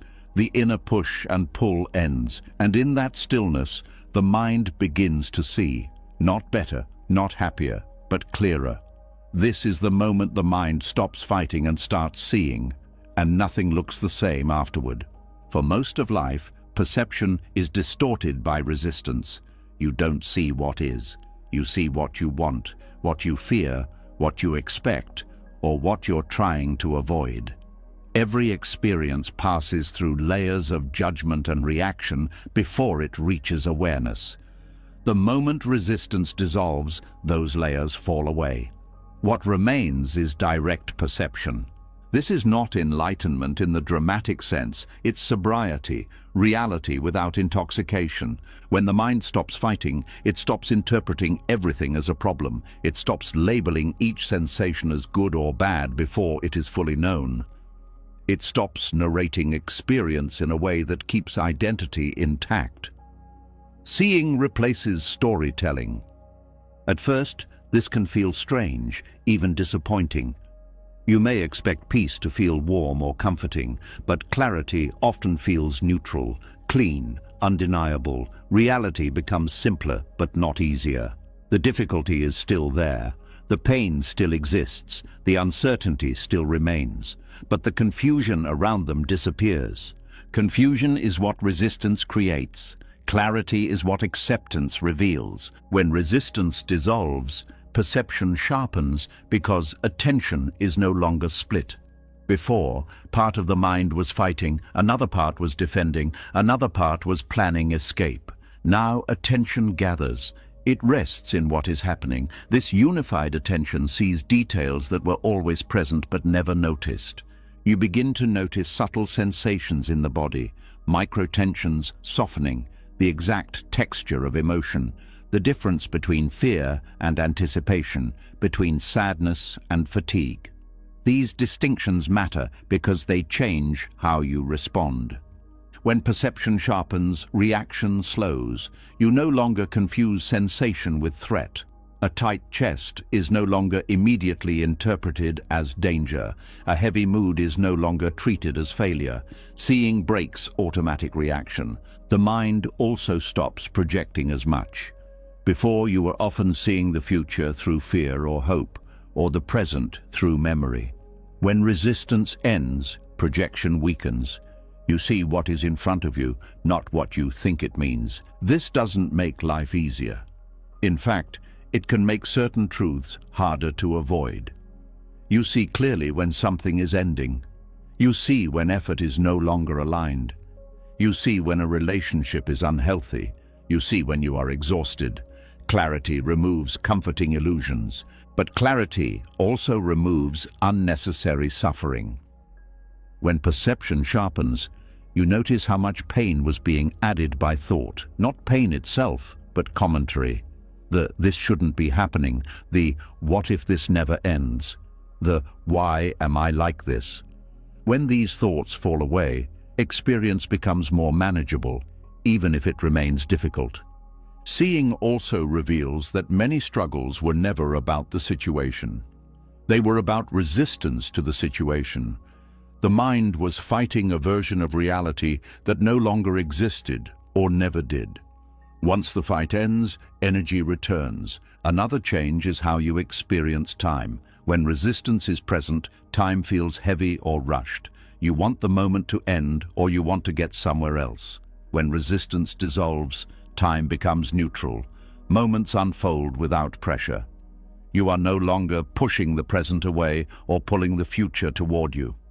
This changes how patience feels. It's no longer an effort, it's simply the absence of urgency. Perception also becomes more accurate emotionally. You stop exaggerating, you stop minimizing, you feel what you feel without turning it into identity. Sadness is sadness, fear is fear. They are no longer evidence of failure or signs of regression. They are states passing through awareness. When the mind stops fighting, it stops defending self-image. This is crucial. Defense distorts perception. You see criticism as attack. You see feedback as threat. You see uncertainty as danger. Without defense, you see information instead of insult. This makes learning possible. Seeing clearly also reveals cause and effect more honestly. You notice how certain thoughts lead to tension, how certain habits lead to fatigue, how certain boundaries restore energy. This understanding doesn't come from analysis. It comes from observation without interference. Reality becomes simpler because you stop adding layers. You stop making everything about you, about your worth, about your story, about your future. Things are allowed to be what they are. Simple does not mean pleasant. It means direct. When perception sharpens, you also notice how little control you actually have. This is not discouraging. It's freeing. You stop trying to manage what cannot be managed. You focus on what you can actually respond to. This reduces anxiety. You also notice how rarely life demands a dramatic response. Most moments require simple presence, listening, resting, speaking honestly, letting go. Resistance made everything feel urgent. Seeing reveals that urgency was mostly imagined. Another shift happens in how you experience other people. When resistance dissolves, you stop seeing others through your projections. You see their behavior more clearly without personalizing everything. This doesn't mean you excuse harm. It means you respond appropriately instead of reactively.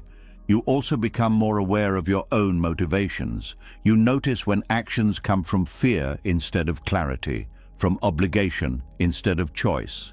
This awareness allows adjustment without self-attack. Seeing also simplifies decision-making. When you are no longer fighting reality, decisions are based on what is actually happening, not what you wish were happening. This may lead to difficult choices, but they are cleaner. Less regret, less confusion. Perception sharpens in the body as well.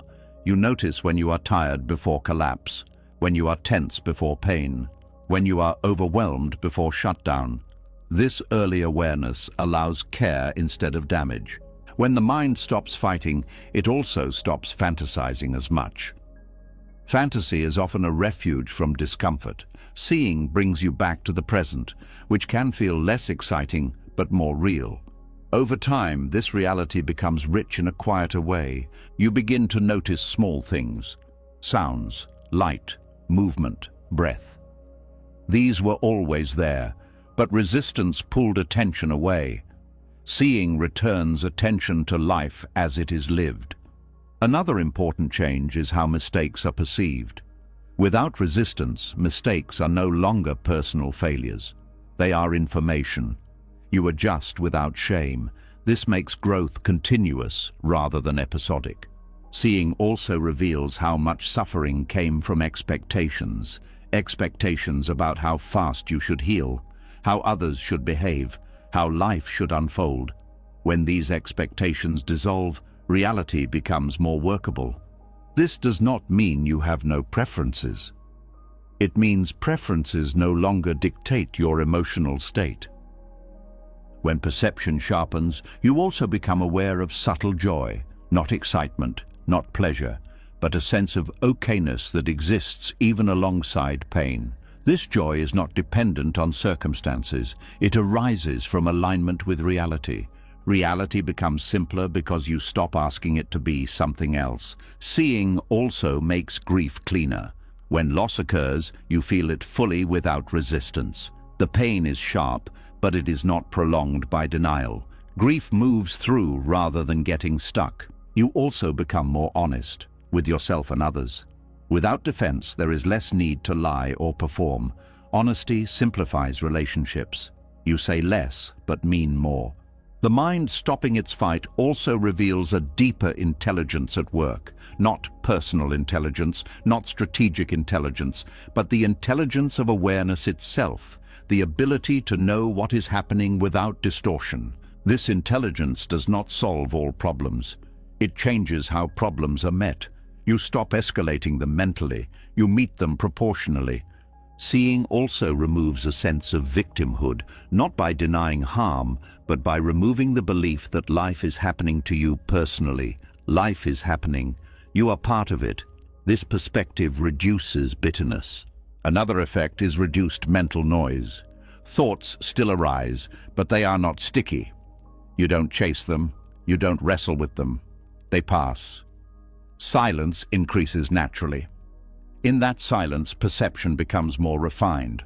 You notice intention before action, emotion before reaction. This gives you choice. Reality becomes simpler because it is no longer filtered through constant interpretation. This simplicity does not make life painless. It makes it navigable. When the mind stops fighting, it also stops seeking constant reassurance. You don't need life to prove anything. You don't need guarantees. You meet what comes. This meeting creates confidence, not bravado, quiet confidence. The confidence that comes from knowing you can see clearly and respond. Seeing also changes how you experience uncertainty. It becomes less threatening. You stop filling unknowns with fear. You let them be unknown. This reduces anxiety dramatically.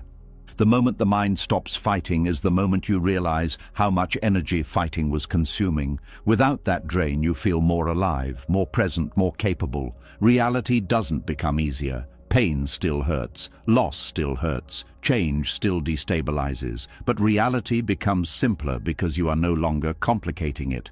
This simplicity is the ground for deeper learning.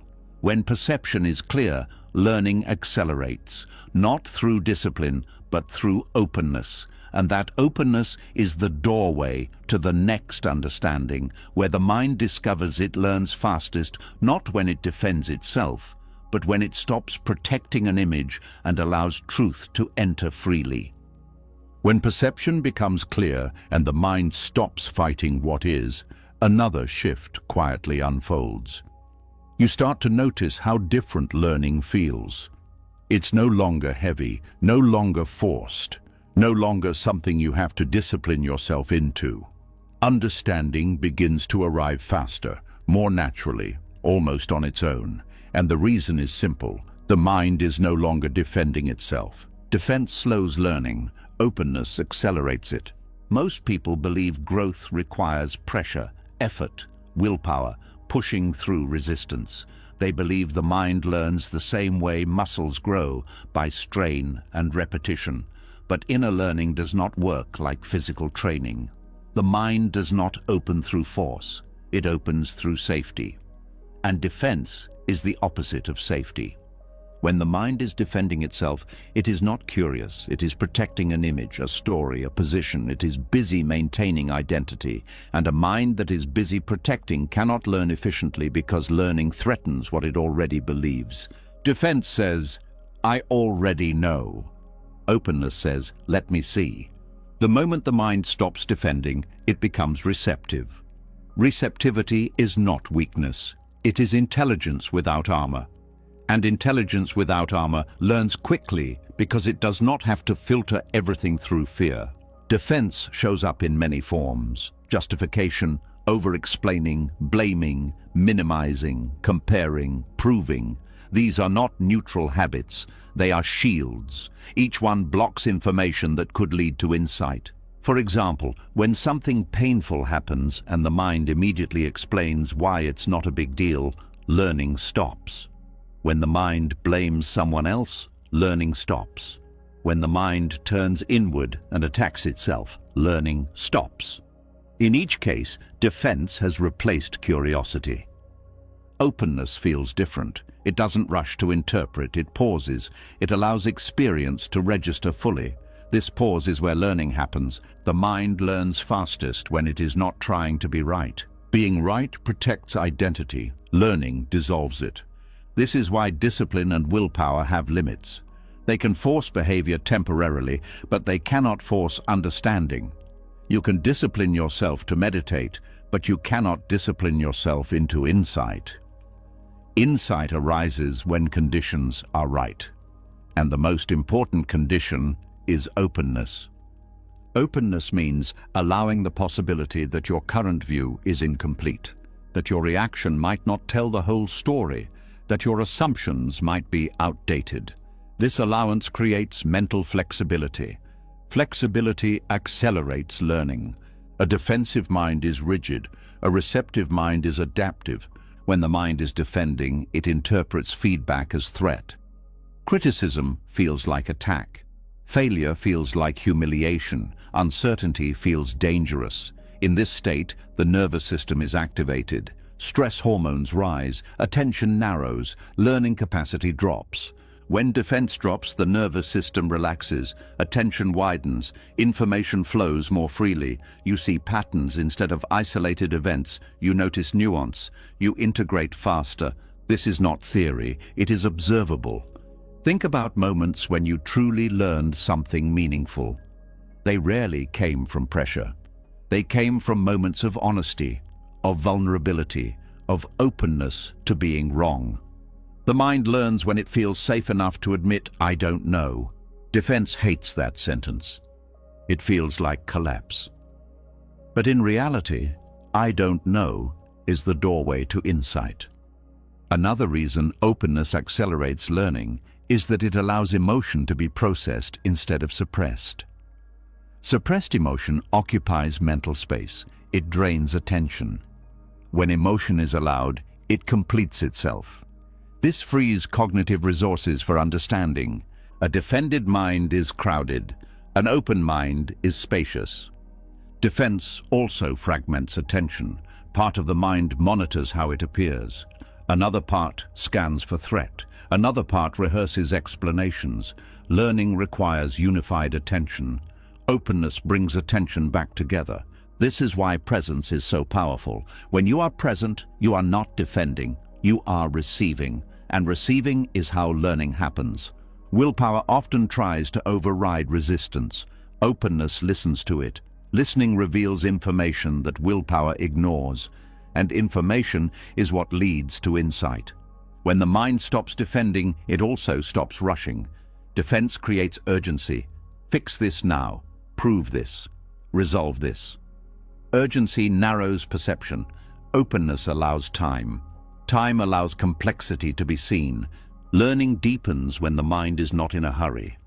Another key difference is how mistakes are treated. A defended mind treats mistakes as evidence of failure. It hides them, rationalizes them, or attacks itself over them. An open mind treats mistakes as data. It studies them without shame.